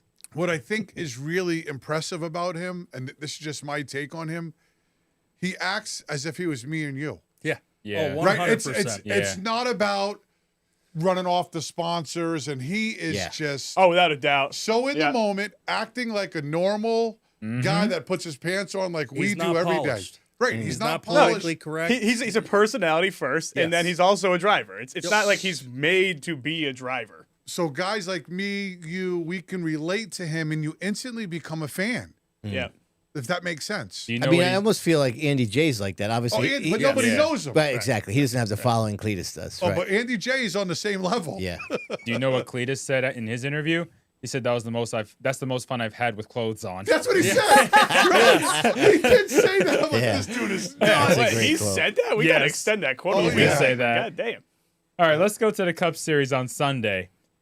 Ryan Preece finished 18th after being swept up in a last lap crash. Preece led 21 laps, won the first stage, earned 15 stage points out of a maximum of 20, and was running in the top 10 on the last lap when he got caught up in the wreck. Preece's position in the points didn't change. He's still 13th in the standings, while Carson Hocevar won the event, which was his first Cup victory. All the Talladega winners this past weekend were first-time winners. And what a victory celebration. Oh, that is one of the greatest Oh my victory goodness. celebrations I I've can't ever believe seen. they didn't ban it instantly though. What do you mean? Oh, he was great. Out the window? Dude, he was great. Yeah. That's he's- somebody who was just like a fan, overjoyed like a regular human being about getting his first win. No, I'm not gonna lie, guys. Like, I wasn't fully on board with this when it first started getting talked about, but he is charging up the star power ranks of NASCAR. A lot of people were talking about that, not just in this little inner circle that we all are part of. We went to dinner with some friends on Friday, and the part of our conversation, I mean, we did have a couple of beers, Right. but it was on Carson Hocevar and how the people on that side have no respect for him. Almost. That's what it seems like. Well, there was a video where the NASCAR Cup drivers were asked who would cause the wrecks the most. Right. They all said Carson. And I try to explain to them that the people on my side like watching him. Oh, I love him. He's Right. like watching a Friday No, night short yeah. track race. Right. Yeah. Like, That's what I said. I said, drive the wheels off of it, and I it is what forgot where it is. was. It was like Atlanta. And he was restarting like third or fifth. I said to Rachel, watch this. when he wrecked Bell. Oh, this is going to get good. She's like, what do you mean? I'm like, watch Carson Hocevar right now. He is going to go for it all. Yeah. You know he is. No, but that he's so disliked by some people makes it that much better that he's winning. I mean, you want to be set on an emotional roller coaster to Listen, an extent when you're watching the how racing. about this? What team does he drive for? Spire. Yep. How good is Spire? Not the best. They're They are getting getting better. better. Let's just be real. Not the They're best. getting They're not better. the He best. carries that Yeah, team. he does. Yeah. When he was running the trucks, how good was the team? It was all right. It was in a nice truck. It was an for a okay while, right? team, and he brought it to the championship He four. carried that team like he's doing right now. Yeah. That's how good Carson Hocevar is. Mm. He's carrying whatever, as he moves up the ladder, 3-car teams, 3-truck teams, it doesn't matter. He's carrying the team each that's what it looks like to me. Right. He's that good. But he's pissing a lot of people off. And he doesn't care. And he doesn't care, which makes it even better. Right. I don't know. You know what he said when he was told by the NASCAR social guys that everybody said that he always causes the wrecks? He said, well, tell him to get the F out of my way. Right. He doesn't care. All you kids watching right now, wanting to get to this level, don't do that. Right. I remember when he did it to Ryan, when Ryan should have won in the Tricon truck. Well, that's where that quote comes from. Yes, That's about Hocevar, Yeah, it pissed me off that night, but I didn't know a lot about Carson Hocevar. But as I watch him go through his career, it's getting more and more exciting. I know down south people bring him up, and I've heard this, and I couldn't believe it. They started comparing him to Earnhardt. Yes, and that's not even close. I love that just because it pisses people off so much. How do you even do that, though, really, as a race fan? Oh, yeah, without a doubt. Well, they're comparing it because Dale, when he first got into racing, was a very rough and tumble driver who hadn't proved himself yet until he got that championship in his second year. But I get why it seems ludicrous to people. I don't know. I kind of like getting pissed off every now and again when I watch racing. I can't lie, guys. Yeah. I mean, one of the biggest problems, I think, with the modern state of it is that it's all so blah and, grayed out. But you got to throw some spice. Yeah. Right. Yeah. Throw some spice in there. That's what Carson's doing. That's what he's doing. I love how opinionated he's some making people. Hot spice from Chili's on everything. Exactly. A little dente right there. That's the thing, right? The Hold dente. on, I'm not ready. Yes. Everyone likes my little bit of spice, you know? Yes. Well, it's like Tony Stewart, Kevin Harvick, Uh-huh. Kurt Right. Busch. Yep. Like, Right. They had color. Like Right. Kyle like Busch. them or hate them. Yeah. Yeah. You like them or hate them, they Yes. added it. Now Yes. these guys get out of the car and they're like, what happened? I don't know. Right. Like, Yeah. nobody wants to talk about it because they're going to get in trouble for it. Right. Let's talk about Priest, man. How many times, Bob, did we talk about stage points? He finally got a lot of stage points. Yep. Only to wreck coming to the He gave checkers. him back up. What a shame. I was pissed at the finish. So was I. I was on the phone watching on the way to the airport, Yeah. and I turned my brother's like, "What's wrong?" I'm like, "Oh, freaking Priest just wrecked," But they were. Still finished every lap, though. I know it's He amazing. did cross the stripe. But it was like a swarm of bees there, and he just. I mean, I'm not sure. You got split-second decisions right there, man. Also well timed with the Stafford red flag in the Sizzler. Yes. Yeah. So you can watch the We were Ending. He did a good job the whole race, and it wasn't even first his stage fault. win, right? Of the year. Of the yeah. year, Of the right? year. Yeah. Lastly, this is the final reminder that the New England Auto Racers Hall of Fame class of 2026 nomination period will end in 3 days. And the forms can be found on newenglandautoracers.com as we wrap up the Dale Hedquist Motorsports Weekly Update. All right, Bonssa, great job by you as always. Little update here on the Waddell Communications live chat poll question. The Sizzler, 71%. Oh yeah. 29, It was 29 worth it. Yeah, 29% for ARCA. We will keep our eyes on that. How many votes we got in there? 48 votes. So there's All right. the chat's hopping there. All right, Reminator. Get yourself ready. You know how we do it. It's a double shot of Waddell stuff here. So it's time for the Nostalgia Nugget of the week. I'd say like a B plus, maybe. I'd say a B minus. Wow, minus. That was rough No, for you. What? Oh wow. Yeah, way to go get it, that's Remy. Get it. Shut up, Remy. All right, listen, 14 years ago today, I can't believe it's been this long.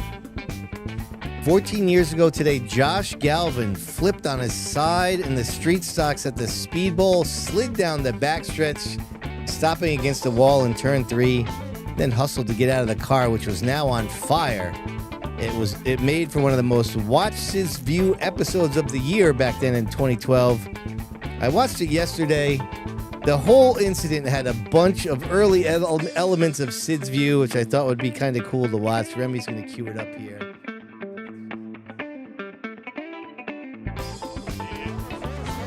These are great, aren't they, Adam? They are. Oh, look at these watching the old things. videos like that.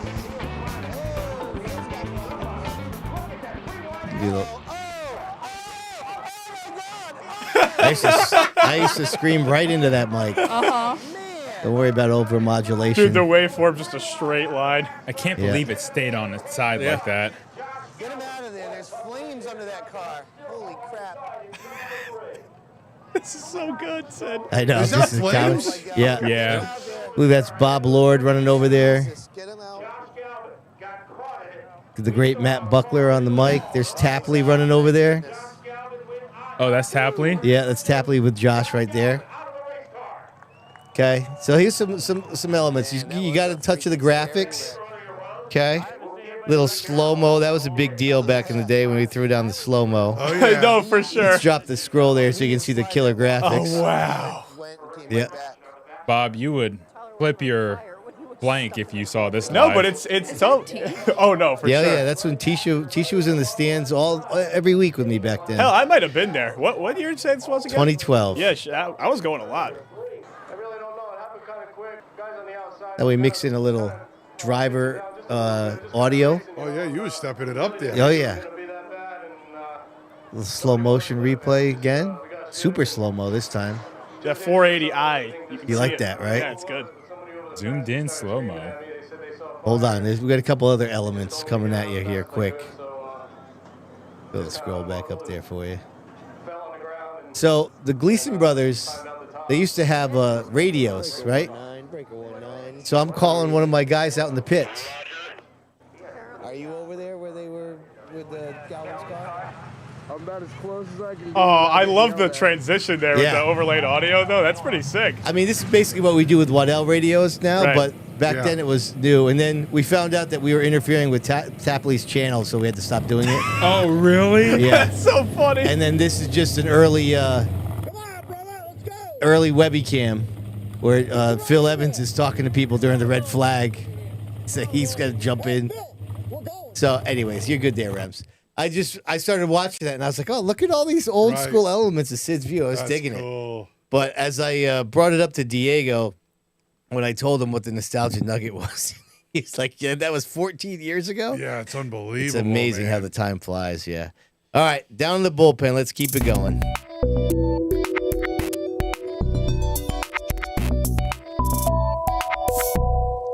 Well, I just want to thank Northeast Performance Parts for another stat chat here. And a stat chat where we're going to talk about something that actually happened this week. Oh, all right. The overarching philosophy is kind of fallen to the wayside here. Mm-hmm. Actually, I don't know why the hell I said that, because this first one is straight up that. You might have seen a certain Stephen A. Smith clip that's been going around, a little controversial, right? Where he insinuated that race car drivers were not real athletes. I believe you get your ass kicked saying something like that, man. Oh, hell yeah. Mm-hmm. Yep. Thoughts? Oh, he's an idiot. I mean, I understand like a general fan who's not into racing would say something stupid like he did, but especially guys that race on Sunday afternoons that are racing 500 miles in the car. Yeah, they're not going to get out of the car and do a 360 dunk like LeBron James.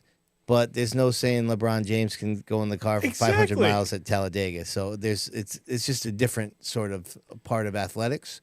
But you can't you can't be me, 50 something and overweight and jump in the car and think I can do that just because I drive my car around town every day. Right. Like there's definitely more to it. It was just an ignorant comment. Well, on I mean, his the part. problem is that a lot of people have driven cars. I'd definitely say more so than people that can say that they've really played any kind of actual organized, basketball or football game, which is, I think, what kind of gives the impression, oh, I could go do that. I drive my car around. Well, I could turn left too, guys. Oh, after a 3-hour drive on the road, I get fatigued. For real, and I'm going 65. That's somebody you'd love to put in a car for 10 laps at a track somewhere. Right. Well, I can say this. I drove 10 laps at Pomfret, and my neck was sore for the next 3 or 4 days. You had a whole different... Yeah, big head, Diego. I know. Thanks. You had a whole different perspective on it. Oh, yeah. Right? I've always had respect for drivers, but I'm like, dang. Like, Bonds didn't even need a spotter. He could see everybody. I'm not kidding. I had to do this to my face because I couldn't see over the chin guard of the helmet. Because the helmet was too small.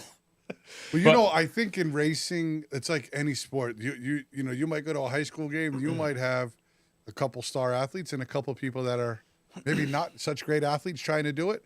It's the same thing in racing, right?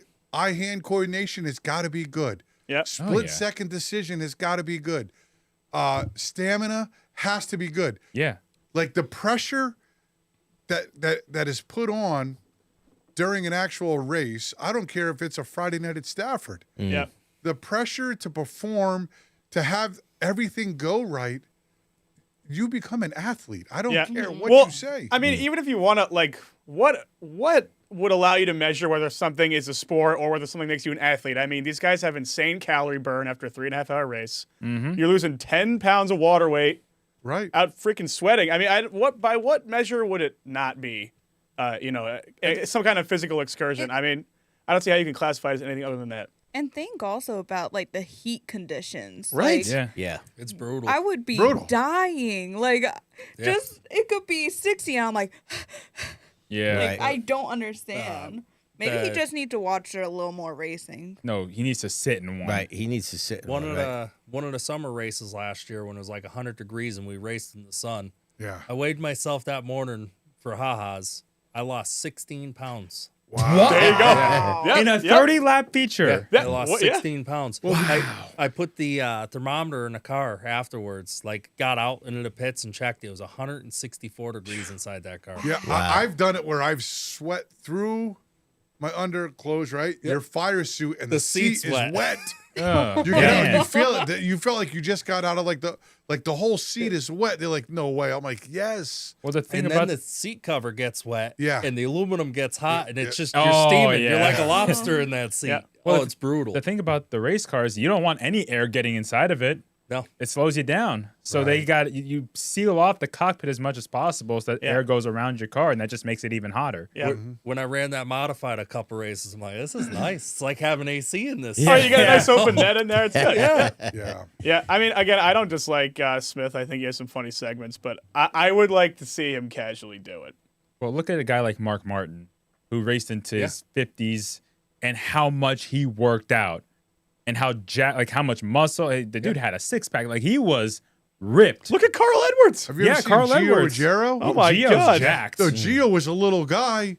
You see him now. He looks like freaking Mr. Wonderful Paul Orndorff walking around the pit area. You just dated yourself. I don't care. But I got it. You remember him, right? I'm like, damn, bro, what are you doing? I wasn't alive for him, but I know who he is. Maybe that's Stephen A. Smith sees guys like you and me get out of the car. Right. Maybe that's what it is. Speak for yourself. But like, It's accurate. like Nick, He is accurate. Thanks, Adam.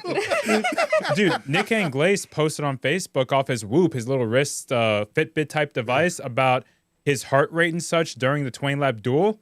It's insane. Oh, yeah.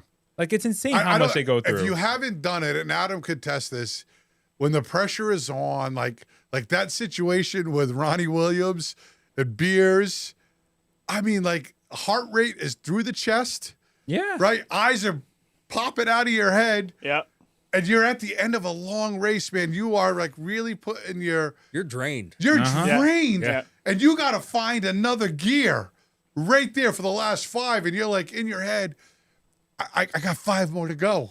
You know, and that's what you're thinking. And you just got to keep pushing yourself. It's unbelievable. ESPN used to have this segment called Sports Science years ago. Yep. And they did one with Denny Hamlin. And they said his average heart rate during a race is comparable to a marathon runner. Yeah. Except it's 4 hours instead of 2.5 or however long it is. I don't know. I mean, I guess back to your question. I mean, come on. There's a lot of debate there. Yeah.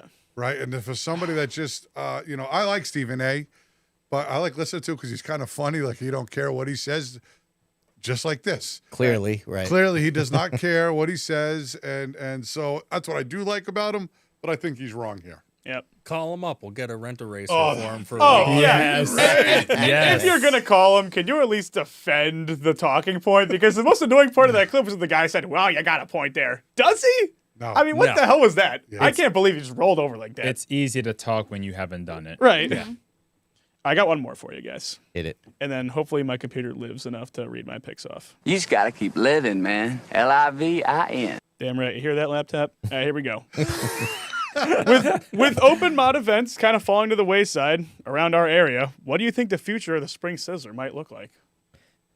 Make it a Monaco race. Everybody thought it was a Monaco race. Everyone was asking me if I was doing video. Oh, really? because Ed Bennett does a lot with the tech for those open races, so the trailer was there. Yeah, I don't know what they'll do, but I mean, the 100 laps is a nice number. It'd be I don't see it staying at 100 laps if it's going to go back to a tour race. Right.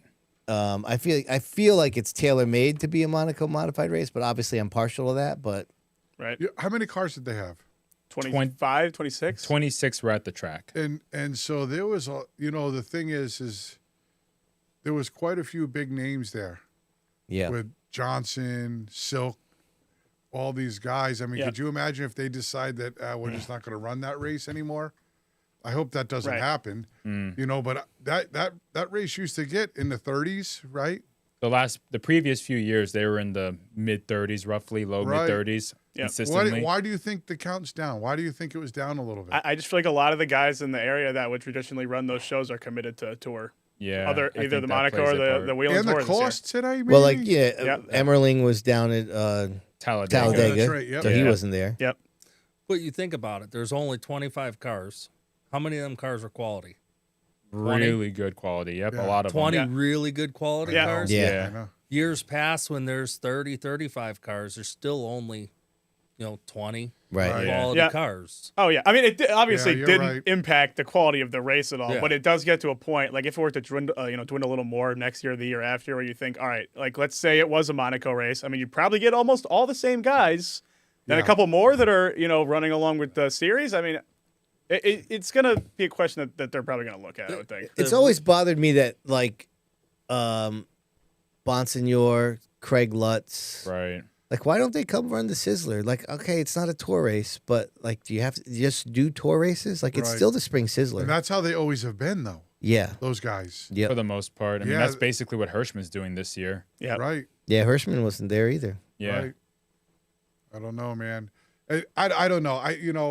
I don't know how the Roots feel about it, if they could do anything different. I mean, they're doing everything they can to put on a spectacular show. They just came off one of their most spectacular Sizzlers Possibly of all the time. most. Yeah. That was phenomenal. Yeah. Right. So how much does the car count matter?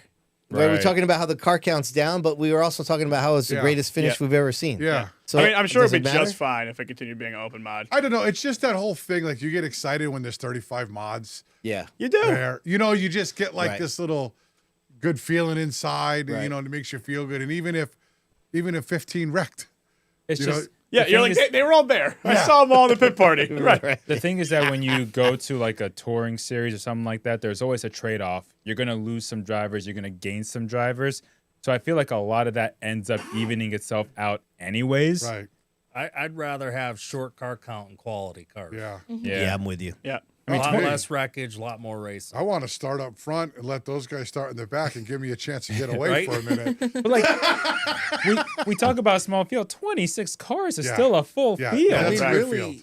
this day and age, 15 cars anywhere you I go. know. is Yeah. a good Yeah, you're field. right. Right. I mean, how You many know? open mod events are really still being put on in our area? I can't think of that many. Not a whole lot. There's really very few. Stafford was putting most of them on, and they've been turned into Monaco or tour shows It was now. oversaturated. Yeah, It was. For sure. Yeah. Like, there's Yeah. way too many open shows. Every weekend you looked around, there's another modified open show Right. somewhere. Right. Right. Well, it was one of the first deep dive discussions that we had on the podcast was, are you going to kill the golden goose of open mod racing by just stretching it thin? And I feel like it has kind of rolled into these series now. It's just a little bit more streamlined. Which is ironic because I think Stafford's open mods were the ones that really took off the open modified Right. concept Yes. at Well, other tracks. Here's the thing. I think for me, I come from the era when the Valenti series MRS, yep. was great. Yep. And then they had and then they would go to Stafford, and they have a mix of them with their Stafford regulars. And you had the tour, and every one of those events was a big time event with 35 cars, right? So that's how I grew up watching all that stuff. So when I see today that there's 22 tour cars or 25, it's just not like it used to be. But the rising costs, I realize, of everything. I mean, I don't care how much money you have.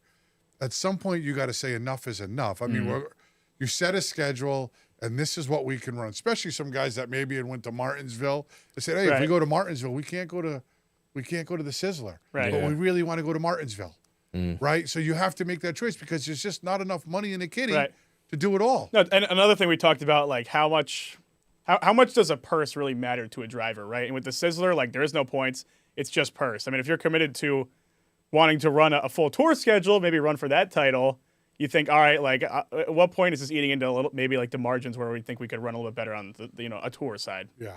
I mean, you have to start asking that question. To your point, it's just getting so expensive. It's even guys having second cars. Right. A lot of guys for years had 2 cars. If they went to Stafford this weekend and wrecked, they had another car that could go to Oxford next weekend. Yeah. A lot of these. Could you imagine those costs? But them cars are crazy. Dude, it's just mind-boggling. I mean, I just know what the motors cost to have another one sitting there on jack stands ready to go. And usually, I mean, it's like the cost of a house to have the 2 cars sitting there. And I think a lot of the teams that have 2 cars, one is primarily used for open cars. The other one is pretty much solely reserved for the they tour. got a Yates motor here and an 18-degree Bruno motor over here, a Pettit motor. Yeah. Like we're only going there with our Pettit motor. We're not going to go there without really?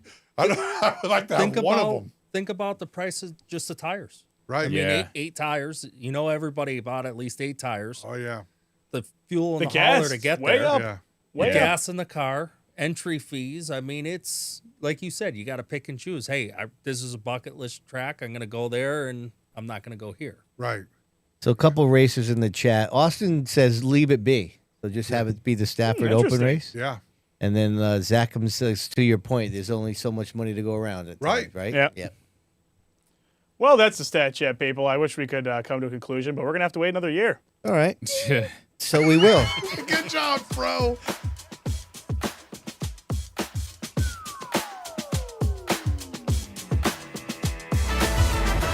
All right, perfect timing here. Big thanks to our friends over there at the Driver Development Program.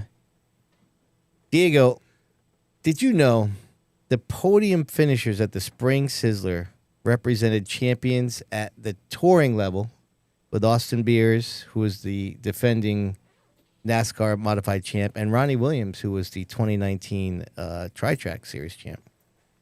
Also at the SK modified level, of course, Ronnie Williams is a 2-time Stafford modified champion, and at the SK Light level, as Tyler Chapman was the 2024 champion at both Stafford and Thompson in the SK Lights.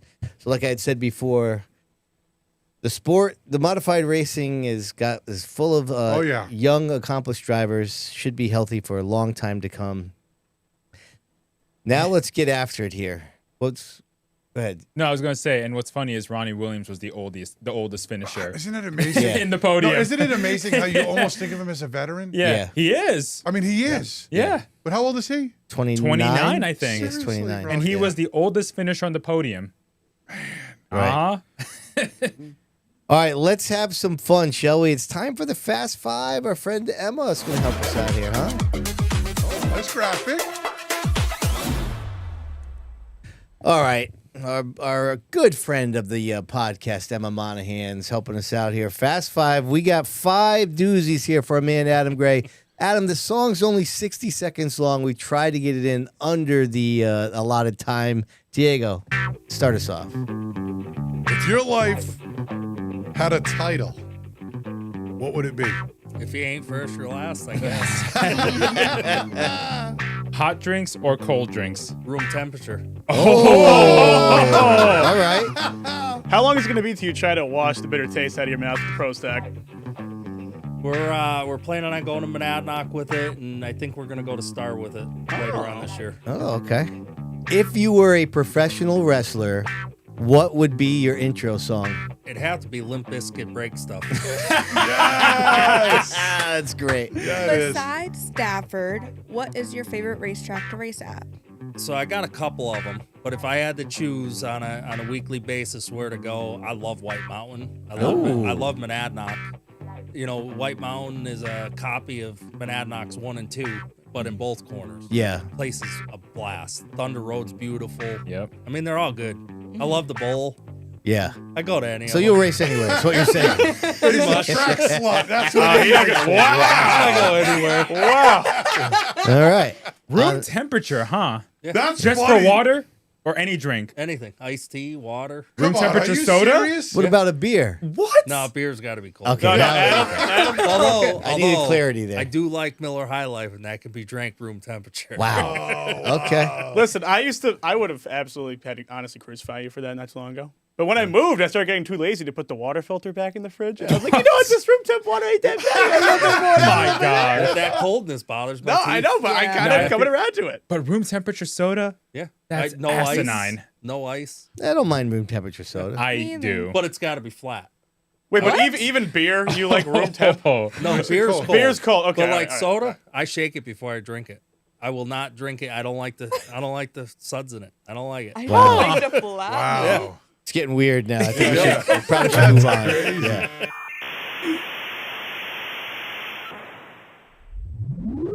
This is ridiculous, huh? What's your record for consecutive questions asked? I don't That's like think the I've got entire it right yet. season at this point. I'll get there at some point. Another segment of Ed Marceau, Firewood and Land Clearing. It's viewer mail, folks. All right, let's go. Getting hot. You ready? Yeah. Following the incidents at Stafford, this is from Jameson Young, sorry. Following the incidents at Stafford over the weekend, it raises the question of, was it the track condition or the drivers? From my perspective, it appeared that several drivers may have been driving beyond their limits and in some cases attributing to the results issuing on the track. Ooh, you're not kidding. Jameson Young, thanks for sending that in. And maybe we'll kick it over to our guest first. Oh, yes. Do tell. I can agree with them. I mean, everybody practiced on the same track as everyone else. You knew what it was going to give you. Yeah. And, some guys kind of stepped on it. It's slick, it's slimy, it's been like that the first few races the last couple of years, and you got to drive within your means. Yeah. Great point. Right? Don't get outside your box. Yeah. Because when you get outside of your box, you don't know what to do. Are there was it really that messier than in any other year? I mean, I feel like it was pretty standard fare in basically every division. I mean, the SK Lights, which seemed to be the most problematic division in practice, I thought was one of the cleanest to hit the track. Well, at least Sunday was a better weather day. It was warmer. Even Saturday, though. The thing Saturday was like the cooler it got, the slicker it got, but I mean, it's the same for everybody, right? So you should expect the track to be a little bit tricky and just go with it. Think about the amount of time cars were on the track, though, side by side. Yeah. It helped rubber out the outside a little bit. Yeah. In practice, you're only in one groove. Yeah, right. So it takes that side by side restarts, and it definitely helps the track. Yeah. I mean, you think we'd walk away? I'm sure 15 cars will pile into turn one next year in practice, though. It's just it inevitable sucks that happens. No, it every is. Year. But it's happened again. It's happened every year. So I don't know if you guys ever watch any of the pro stock racing and stuff. Them guys are amazing to me. Like, they'll pull out of the pits and they are hammered down full throttle by the time they're going down the backstretch. Really? Oh yeah, it's brutal. Like, I watch them, like, man, how do these guys have that much faith? I go out there, warm the tires up, seating the brakes in, take 2-3 laps. Like, all right, everything feels good. Now I'll put a decent lap down. Yeah, right. And I think that's a lot of it. People go out there and they're like, oh, well, the car was good last year. Let's hammer down. You know what the route should do? What? Go. Next year, they should send out, because they always have Scott Running sending these emails all the time. Mm-hmm. They should just send out an email prior to the first practice day. Everybody stay within their means. We don't want any wreck cars today. Because it happens every year. Yeah. I was here the year before with Emma, and I was like, I remember Jason Chapman went in, somebody else went in, and I'm like, what is happening? I say, Emma, just be careful going into one because everybody's wrecking. Come back this year, it's even worse. Yeah. It's like, man, I mean, I almost need to send out a reminder to the teams. Take it easy. What we've got here is failure to communicate. Okay. Now to add to yours, how many of them guys that wadded up in practice were not veterans? Right. Yeah. Right. The majority. I mean, Webb was really the only one that Webb was the only one, but I think a lot of them were. There was one other. I forget who. There was one other, though, that I raced in IRA at. But the majority are younger drivers who don't have they're as much out there, experience. they want to put a good lap down. And look, even when the track rubbers up, we're going to have nights where there's a lot of wrecks. Yes. That's not going to change. No, that'll go till the end of the year. Well, when you see as many that were happening in the first week practice, I mean, you're just like, damn it, man. I mean, you don't want to spend that kind of money already. Right. I mean, you're already looking for money because you got to put a clip on your car now. Yeah. Right? Like, that's the tire money for the first month and a half. You're just spending. You only made it a lap and a half. Right. In practice. In practice. What are we talking about? We talking about practice. Damn it. I'll just do it for you. Don't worry about it. Okay, sure. What are we talking about? For someone like Matt Brewer, I mean, I feel so bad for him. Oh, He wrecked so dude. bad in open practice, and then he gets caught up in a pileup, and his car is destroyed again. I felt bad. I said, I think we were watching. I'm like, dude, that's the second time for Brewer. I know. Oh, it hurts, 2 weeks man. in a row. No, and he's one of the best personalities too Oh, in I that feel division. bad He's for him, such a man. funny guy. But I just remember he got out of practice and he looked like almost like shocked. He's like, "What the hell just happened?" All right, what else you We're got? moving on. You ready? This is from my man Ryan Vaness. Okay. The old Seekonk regular. All right, you ready? What is your opinion on Seekonk with one of the only tracks to still do a playoff system? Playoffs? Don't talk about it. Playoffs? That's what I would was say. ready for that That's what one. I would say. Yeah, I don't know, man. Yeah, so we touched base with this a couple times already. I think we're all in agreement that it's not our preferred method. Yeah. But, you know, like when we had even Dylan was in here, Estrella and Jake, they didn't seem to be huge fans of it. But Well, everybody. he actually didn't even count his championship. He's like, well, I didn't really count it. And Right. answers next to his Right. own title is I crazy. didn't feel like it was, I won it. Yeah. Even though I won it, I didn't feel like I won it. It didn't feel good. And I think Dave Darling was on the same thing. So it's weird. Like, it doesn't Yeah. seem like a lot of the Seekonk competitors like it. It's for the fans. But it's definitely right for the fans. And like we've said, I don't personally really like it, but it does guarantee that the championship will be decided on the last event, right? So I mean, how many fans do you guys personally know that like it though? Like we always say it's for the fans. I'm like, what fans really like it? I don't know. Adam, what do you think of? I'm not a fan of it. Yeah. Like during COVID when we had the drop race. Yep. I mean, it. Yeah. No, I'm pretty sure that screwed me. The drop Yeah. race. Because that was the year you finished second. Yeah. Oh, he was. instantly didn't like it. Yeah, but I mean, it's the guy that wins. A lot of times they're gonna like it, Right. Right. You know, Yeah. but I'm not a big fan Right. of it. I mean, it's like as a spectator, like elevator pitch to me why it's even needed. I mean, every car races against each other every week. There's no round. There's no bracket. I don't think there's they're no changing it, anything. though. It doesn't seem like it. doesn't seem like it's it. a different format this year. It's Right. not. It's not the. You know, Yeah, but they're not going to go back to full season. no. It seems like. They just made it more points focused compared Yeah. to before. You think about it. If Stafford had a bracket last year when I got hot, the end of the season with the late model. Right. What would that? How would Oh, that have right. made people feel? Right. Especially because Yeah. you missed a couple races Yeah, during right. that I mean, season. it was Right. Could you imagine? They'd be pissed. Yeah. Oh, they'd want to hang You'd me. be pissed. Right. If the shoe was on the other foot, you'd be like, no. Yeah. Right. Yeah. Yeah, I get it. All right. We're ready to move on. You guys ready? Well, I think Reminator might have something I to say. have something very important to say.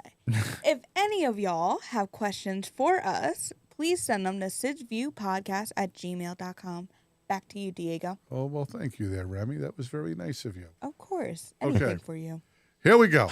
Mr. Jeremy Martin, one of our regulars. And What a Jeremy- guy. What a Oh, guy. no, I appreciate all his, and this is a good one. Okay. What is your take on the Port Royal suspension of Nick Swigart? I think that's how you say his name, for his profanity on the PA in Victory Lane, where he won the race that was broadcast on Flow. Right? So if you guys haven't seen this, right? Reminator? Rems? I have the video, so You here gonna we do the go. disclaimer? There's gonna be F-bombs here. Oh, it's gonna be a little rough, so if you have kids, just cover their ears. Or Cover don't. your ears. Or don't. Everyone's going to say I wrecked him, and, I fucked up. We got into him there. But in all honesty, I got underneath him. He missed the bottom. We had a lap car there. I checked up for the lap car, got back to the throttle. And all you non-racing people are going to not understand this, but we run easy up shock. So the front end of the car jumps up when you get to the throttle. And as soon as I got back to the throttle, front end came up, and I got right into the side of Duke. I think we were both fighting for the same real estate, and unfortunately, like I said, I fucked up. I drove in hard. I see an opening, and I mean, hats off to Port Royal, but the track sucked. I mean, there really wasn't much fucking racing going on. You know, announcers want to say it's a real racy track. Not really, but we made the best out of what we had. I mean, this is definitely not how I want to win races. Nobody wants to win a race like this, and I'm going to get a lot of feet. Like, backlash on this, but at the end of the day, it is what it is. I want to race. Yeah. What a douche. All right. Seriously. Well, Seriously. Let me just Shut say, the he hell said, up. I won the race. Well, not only did he get suspended for a year, they stripped him of that win as well. I don't agree with that move. I mean, come on. What? He just what?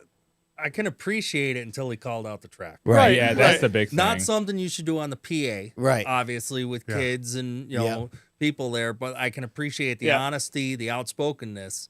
Yeah. But the minute you call out the track, I don't blame him. Yeah, I mean, when I first saw the clip, I thought it was just the F-bombs. And I was like, all right, I mean, whatever. You know, what does Stafford do the swear and show? All right, whatever. Yeah. But then when he started saying that the track sucked, they said it was racy, but it wasn't. I was like, I get why. Yeah. But stripping the win is a little crazy. My brother asked that question last week. Yeah.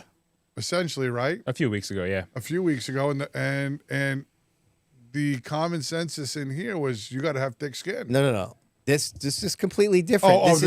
He's in victory on lane the PA, at the right. track in front of their paying customers. That's yeah. different than social Yeah, media. yeah, true. Yeah. What if Totally he says different. this on social media? It's a little I mean, bit. what if he went home and did this on social media and called the track out like that and did all that? Do you think he gets the same repercussions? I think he does.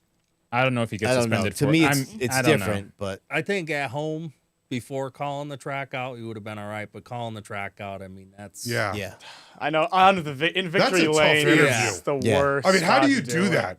How do you get on a PA and just do that? Plus, as a fan, I have to say, like, don't tell me what I do and do not understand. Like, just, Right.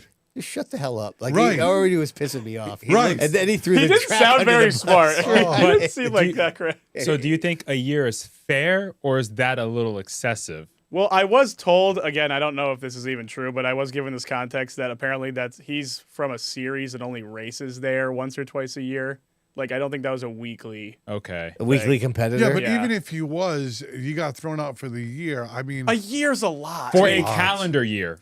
Like Yeah. for Like, that for is 365 days. crazy. But if he's somebody that's not a weekly regular there, they're setting a precedence for the weekly regulars. Yeah. Right. Like, Yeah. hey, we're not going to tolerate this. right. So I Something get it. had to be done. Yeah. Oh, 100%. You know, something. I mean, I guess there'll always be people like us that say, "Was it enough? Was it too much?" And You think it's fair to get the win stripped? That's the one part where I don't think so. I don't- Did they No. take the trophy? That that's I don't all know. that matters. Yeah, yeah, right. Well, I'm sure the driver won't give the trophy back. I got one from Waterford I stole.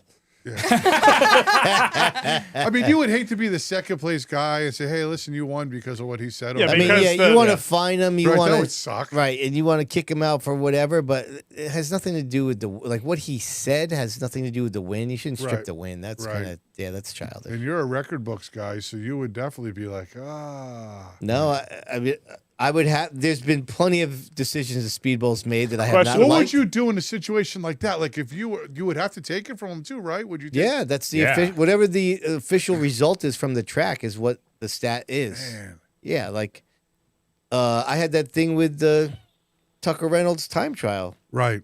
when he was like a second faster than everybody else, and ultimately that is the record because the track deemed it official.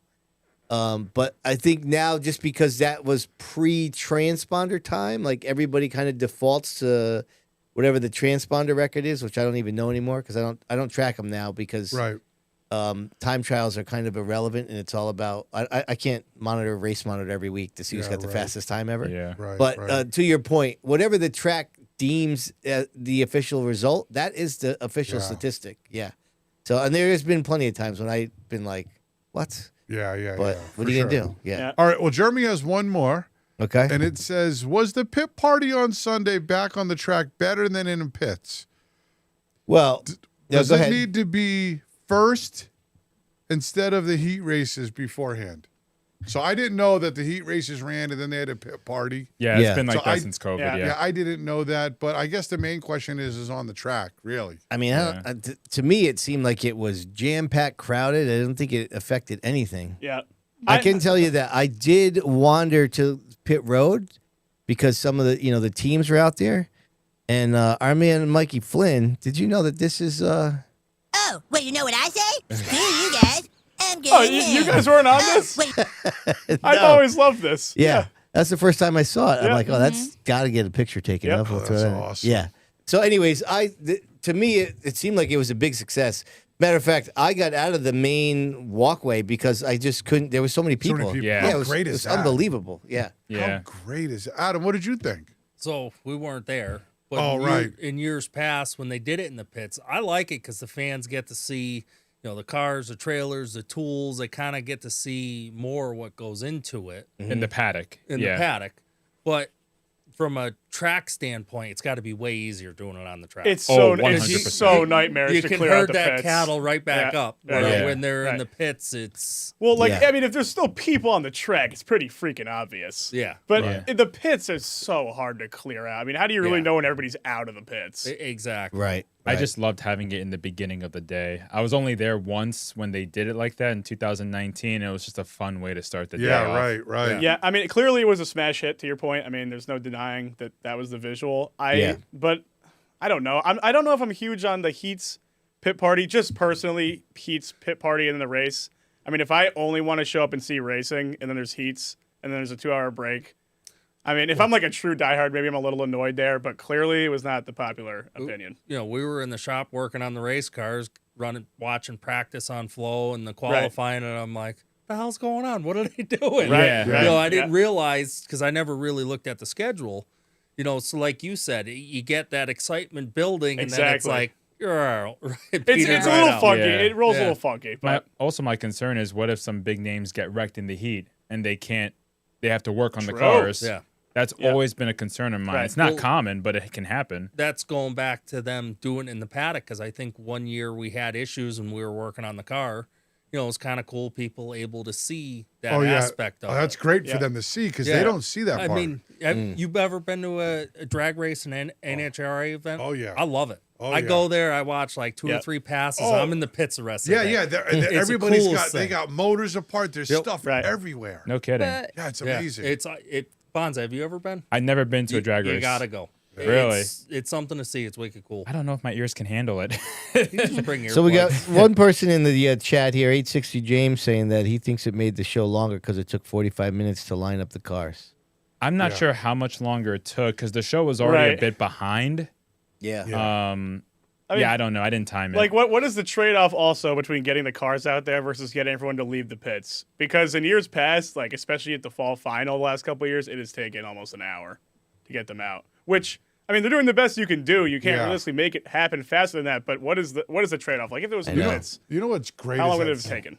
Stafford, the place had a full house. Oh, the crowd was great. And the pit party photos and stuff. I'm like, damn. Yeah. That's so cool. Yeah, I'm kind of indifferent to it. It seemed to be a success either way. Yeah. Yeah. All right. That's your segment of Ed Marcel, Firewood and Land Clearing Viewer Mail. All right. Thank you very much. Another doozy. Well done. Let's keep the show moving. Oh, Reminator. Throwing a little bonus sneeze in there for us. I thought that was water sound effects. That was the water Yeah, whiz. no, that was the whiz right there. All right, the stat splash of the week. Big thanks to our friends over there at Waterwiz. This will be, Diego, only the 6th time in the 40-plus year history of the NASCAR Wheel and Modified Tour that they will visit Oxford Plains Speedway up in Oxford, Maine, which they will do this weekend. It was actually a mainstay on the schedule during the early years of the series, being on the schedule in 1985 when it was won by the legendary Richie Evans, 86 and 87 when it was won by Jimmy Spencer, and 1988 when it was won by Magic Shoes Mike McLaughlin. After being off the schedule for a couple seasons, it returned in 1991, a race won by Jeff Fuller, which was the last time that the tour has visited Oxford Plains. You know how we do it. We go in the archives. There's your boy Jeff Fuller. Oh, yeah. With the team. So 35 years That's cool. since they last been there, yeah. So should be neat. That's yeah, cool. we'll check it out on Flow. We'll go over it all next week. Mm-hmm. All right, this is somewhat of a depressing start, but let's get fired up here for the Northeast Truck and Off-Road Weekly Pick'ems. Here we go.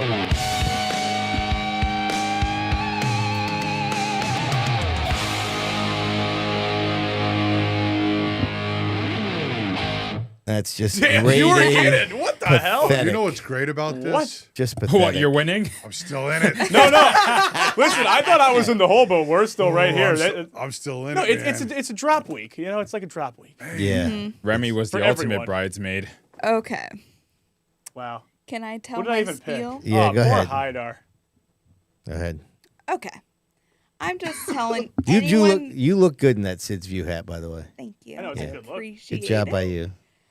But if I pick y'all for the weekly pick'ems, it's not for second place. Oh, Okay? all right. First. Wow. Okay? You damn right, wise ass. I need you in victory lane, not second place. No, we don't. Thank you. I appreciate All it. right, Sorry, that's Mr. enough. Krabs. I. All right. All right, Three of her picks Reminator. finished second. Diego, Yes, sir. you're still going first, All right, buddy. you guys ready for my pick'ems? Yeah, we're ready. Sure. Always ready. Wait, before we start, I just want to clarify something. Yeah. Once people actually score wins, which hopefully will happen to at least someone this year, Yeah. its worst goes last, right?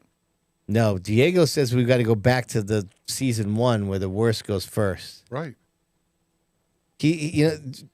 Listen, it's not going to matter because he's going to finish last Yeah, again. you're right. He's You're gonna right. wanna You're right. change I'm gonna it. finish last. He's going to keep going back. No, and no, no. forth. I think this is the year where it falls apart. I think I'm washed as hell. I Are really Diego, do. Are you ready? The show's getting late. You, I'm no, listen. You choose. You I know want what? to go first. So Whoever's in the cellar. yeah, whoever has the worst point total. That's right. Should be able to get premium picks. Okay. Premium. What?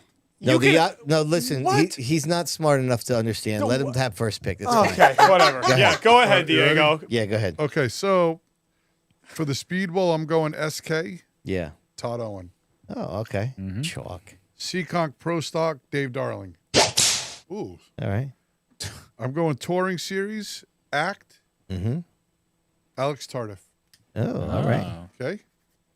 Do you know him well enough to just call him Alex, huh? Alexander, whatever his name. No, I was just asking. Yeah, whatever. Alex Fireball. Fireball. Oh, boy. Okay. Yeah. Wild card. Mm-hmm. I'm going OG. You know And? what OG stands for? Yeah. Okay. Organic gelatin. We've gone over this. Yep. Al Stone. Oh, yeah, that guy. Yep. SK Light at the bowl. Mm-hmm. Kevin Davis. Not bad. I believe they call him Kenny. Kenny? Do they? That was the joke at the pits when I All saw right. him. Yeah. That's my picks. Thank Okay. you very much. Good job by you. Thank you. Thank you. Adam Gray, Mr. Hot Seat. What do you got, buddy? Is Rocco racing SKs at the bowl? Yep. Shit, I don't know. So I tried looking. No, through I, it, and I can't didn't find nothing. believe me. I tried looking too. So SK's Rocco at the bowl. Mm-hmm. I grab this so I can see it. Yeah. Seekonk, Dave Darling. Okay. It's like All right. you have to pick them. Okay. For the mod tour on beers. All right. Oh, yeah. Oh, I Austin. think that track will fit into them. Oh, yeah. That's a cool place. For the Act tour, DJ Shaw. Mm-hmm. And then I don't know if his car's done or not, but the Pro 4's at Monadnock, LJ Alamo. Okay, Oh, nice. okay. All right, I'm up next. You ready? Late model. Bowl. RC3. Oh, yeah. Oh, he's racing late models this year, huh?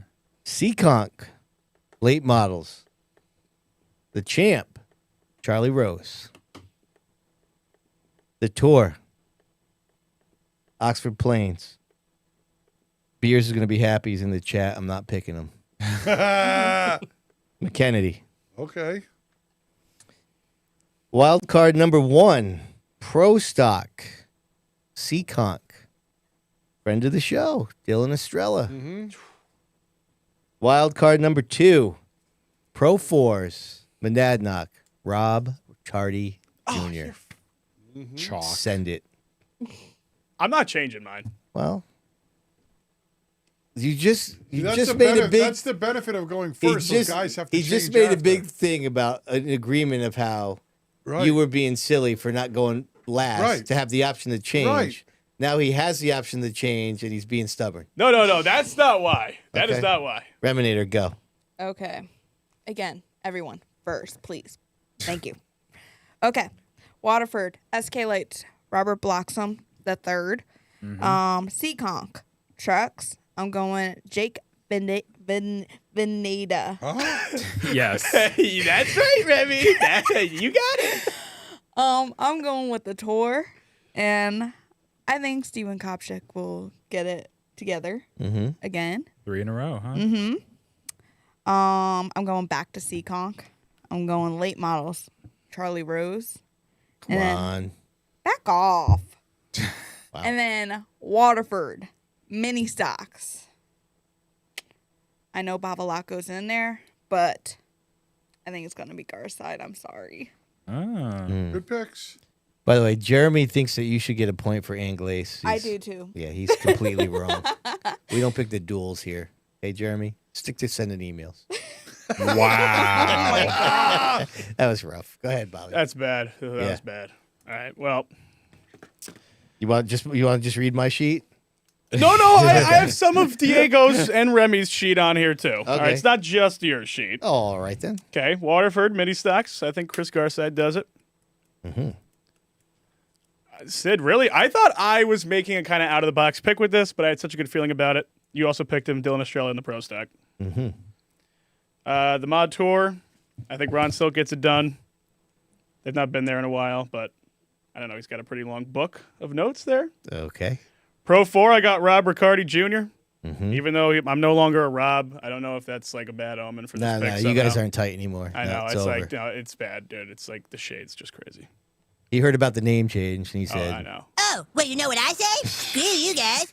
I'm going home. No, I had various Robs approaching me that were not happy this past weekend. Yeah. And then I got Todd Owen in the SK2. I guess, Diego, you picked that? Yes, sir. Yeah, he ain't winning, but.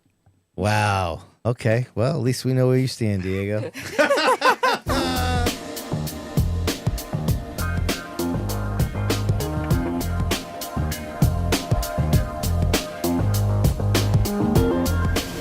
All right, you ready for this one? Yep. You want to go? You want to talk about the deep dive here? Big thanks to our friends over there at Riley Electrical for another edition of the Pop Culture Minute.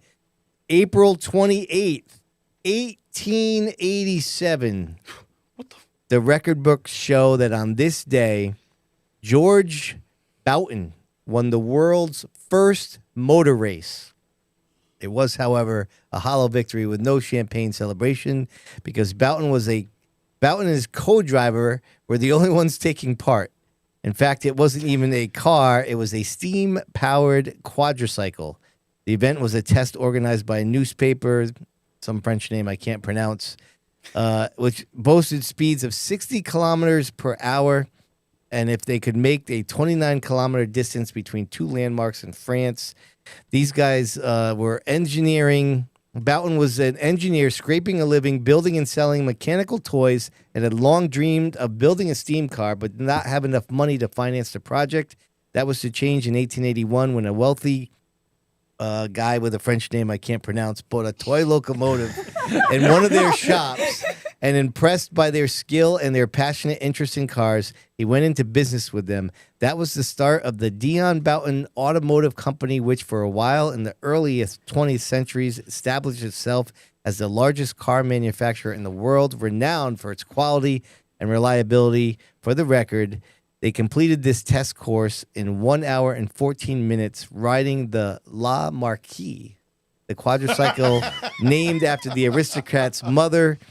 And, of course, you know how we do it. In the archives, there you go. Oh, my gosh. What a hot rod right there.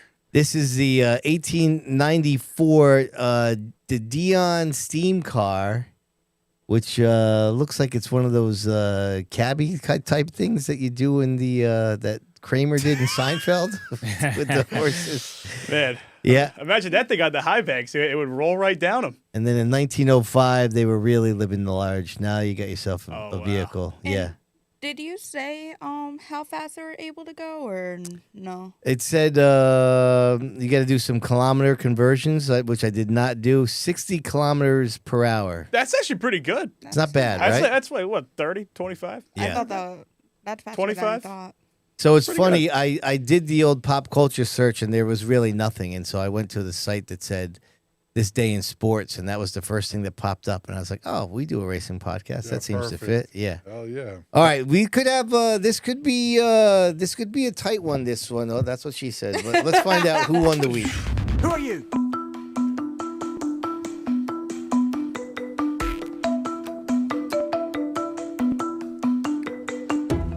Brought to you by Seekonk. We say it right. All right, I'll give you some names here that we can ponder. Of course, you're free to vote for whoever you want. Live chat, get yourself ready. But I wrote down some names. Ronnie Williams, of course. Chris Buffoni. Todd Owen for returning to victory lane. Andy J, of course. Tyler Chapman for having himself a day in the Sizzler. Also finished 5th in the SK mod race. Gabe Brown and Brandon Barker, who finished 1st and 2nd, respectively, in the act and pass races. David Arute for finishing 2nd in the Granite State Pro Stock race.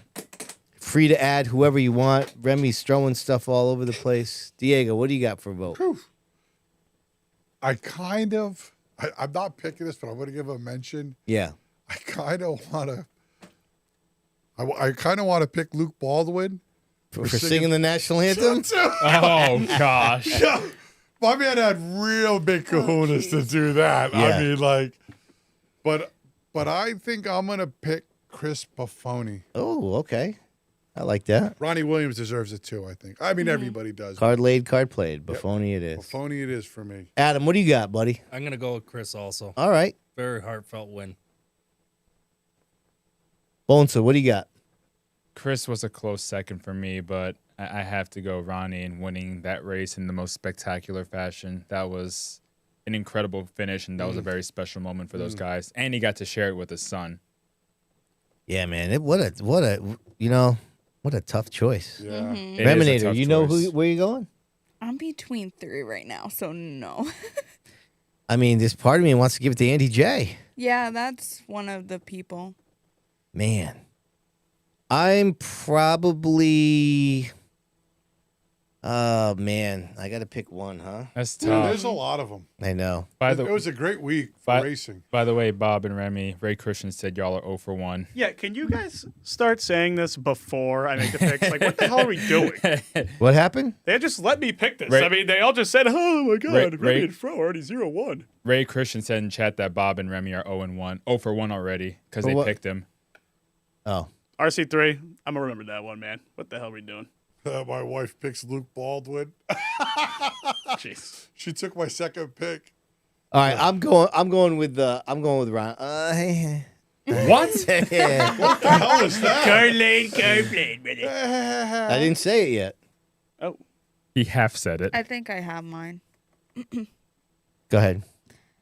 I'm going with Chris Buffoni. Being down in victory lane and just the celebration got...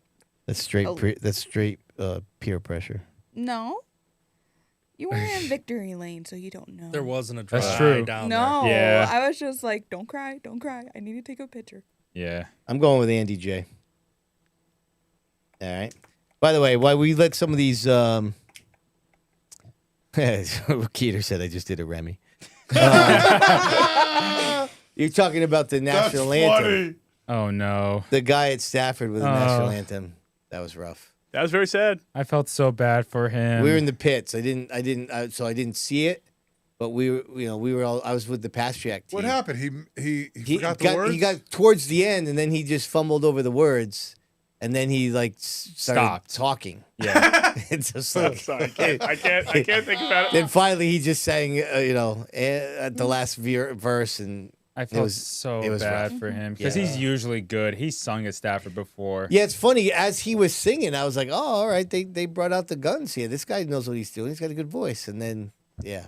He did better than I would have. Yeah, that's a true story. Serious. You don't want me out there singing I it. did listen to Luke on Door Bumper Clear podcast. I had it out there. I'm like, yeah, I give him a lot of credit. Listen, I told these guys, he sat in a circle. He's like, I'm singing a national anthem tonight. I'm like, no, you're not. He goes, yeah. Yeah, I said, let me hear it. He goes, I'm only one time I'm singing it. No, that's a think, tough crowd too. Oh yeah, Very tough it was crowd. Huge. No, and you think it's easy to remember the lyrics to that fucking song? No, not at all. Bob.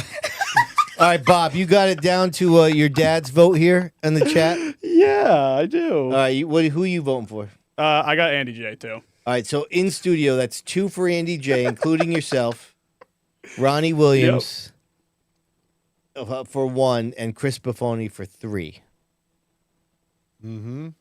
So let's try not to screw up the tally, huh? There's a lot of A lot, yeah. Wait, run it by me again. By the way, I don't know if you guys are aware of this. My computer did die, so this is now the method of Good for you. counting. Wow, old school. In Like the we're gonna have a studio, hanging Chad controversy. in studio, it's Chris Buffoni for 3. Ooh, wow.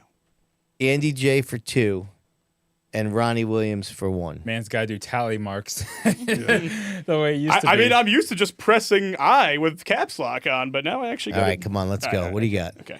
I'll try to read them in order of votes, but I might screw it up. We got Stafford Crew with 1. Lafayette with 1. Well, that's a good one. Beers with 1. Honestly, I thought he would get a few more. Matthews with 1. Luke Baldwin with 1. Sorrell with 1. We didn't bring him up. Oh, Jeremy, yeah. Yep. With 4, we have Ronnie Williams and Chris Buffoni. And the winner of this week, with 8 votes, is Andy J. Wow. That's good. Good for him. All right, so listen, another thing we forgot to announce, Diego, is that the winners of the week are going to get a $30 coupon code to the Sid's View online store. Gets themselves some Awesome. merch. Hey, Sid, who won the poll? Yeah, I was And about to say. can I finish what I'm saying first? Oh, yeah, go ahead. That includes Matt Buckler, Keith Rocco, and Sean Monahan, who are our first 3 winners of Who Won the Week. Hey! The winner of the poll for the Waddell Communication live chat poll is the Spring Sizzler, 73%. Over the ARCA race, 27. So not even close. They were both excellent races. Diego, take us home here, brother. Oh, man, thanks for the great show, man. I got a special thanks to Dale Headquest Motorsports for the weekly update. Of course, Midstate Site Development for the results ticker. Preferred Fabrication for the quote of the week. Couldn't do it without Waddell Communications for the Nostalgia Nugget and the Lives chat poll question. Thanks, Sean. Northeast Performance Parts for the stat chat. Driver Development Program for Did You Know? Of course, Ed Marcel Firewood and Land Clearing for Viewer Mail. Ooh, it's one of my favorites here. Here by Emma Monahan. You go, girl. That's the Fast 5. Of course, Northeast Truck and Off-Road for the weekly pick'ems. Seekonk Property Management for Who Won the Week. Special thanks to Waterways for the Stat Splash. Serve Pro, always on board for the Chalkboard Chatter. Riley Electrical, thanks so much for the Pop Culture Minute. Man, I love this one. Seekonk Grand Prix, you guys are great. Thanks for firing up the hot seat. Special guest who was a great guest and just an animal on the track. Thanks, Adam, for showing up tonight, buddy. Thanks for having me. I really appreciate it. Yeah, thanks for coming. Kind of been harassing Bonza and you for a little bit here, and no, I really appreciate it. I do have one thing. I want to wish my wife an early happy birthday. Her birthday's Friday. Oh, good job by you. I didn't mention it. All right, way to do it. Good job by you. Yeah, Christina. Hell yeah. But again, thank you guys for having me here. Oh, Yeah, been a you got great it, bud. guest, man, and that's great. Special thanks to Vault Productions for the kick-ass studio. Another special thanks to all you podcast members for supporting our channel's content. Greatly appreciated. All our viewers tuning in every week. Much love to you guys, and see you next week. I'd like to say a special thank you to Flow Racing, Stafford Speedway, and NASCAR Regional for the videos tonight. Also, a big thank you to Fran Lawler and Howie Hodge for the photos tonight. Wow, we went so long that the music is going to end before the show's over. Is that unbelievable? Adam just reminded me of something, though. You know what? Whose birthday is on Friday? Is my Aunt Mary Brooks. And if you are with she's a sweetheart. if you with the modified tour, you know Mary Brooks. So if you see her this week, wish her happy birthday. And my wife, Tisha, whose birthday is Saturday. So we will go over the Blast-Off, Seekonk's opener, the tours up at Oxford Plains. We'll have another busy week next week. Looking forward to it. See you next Tuesday.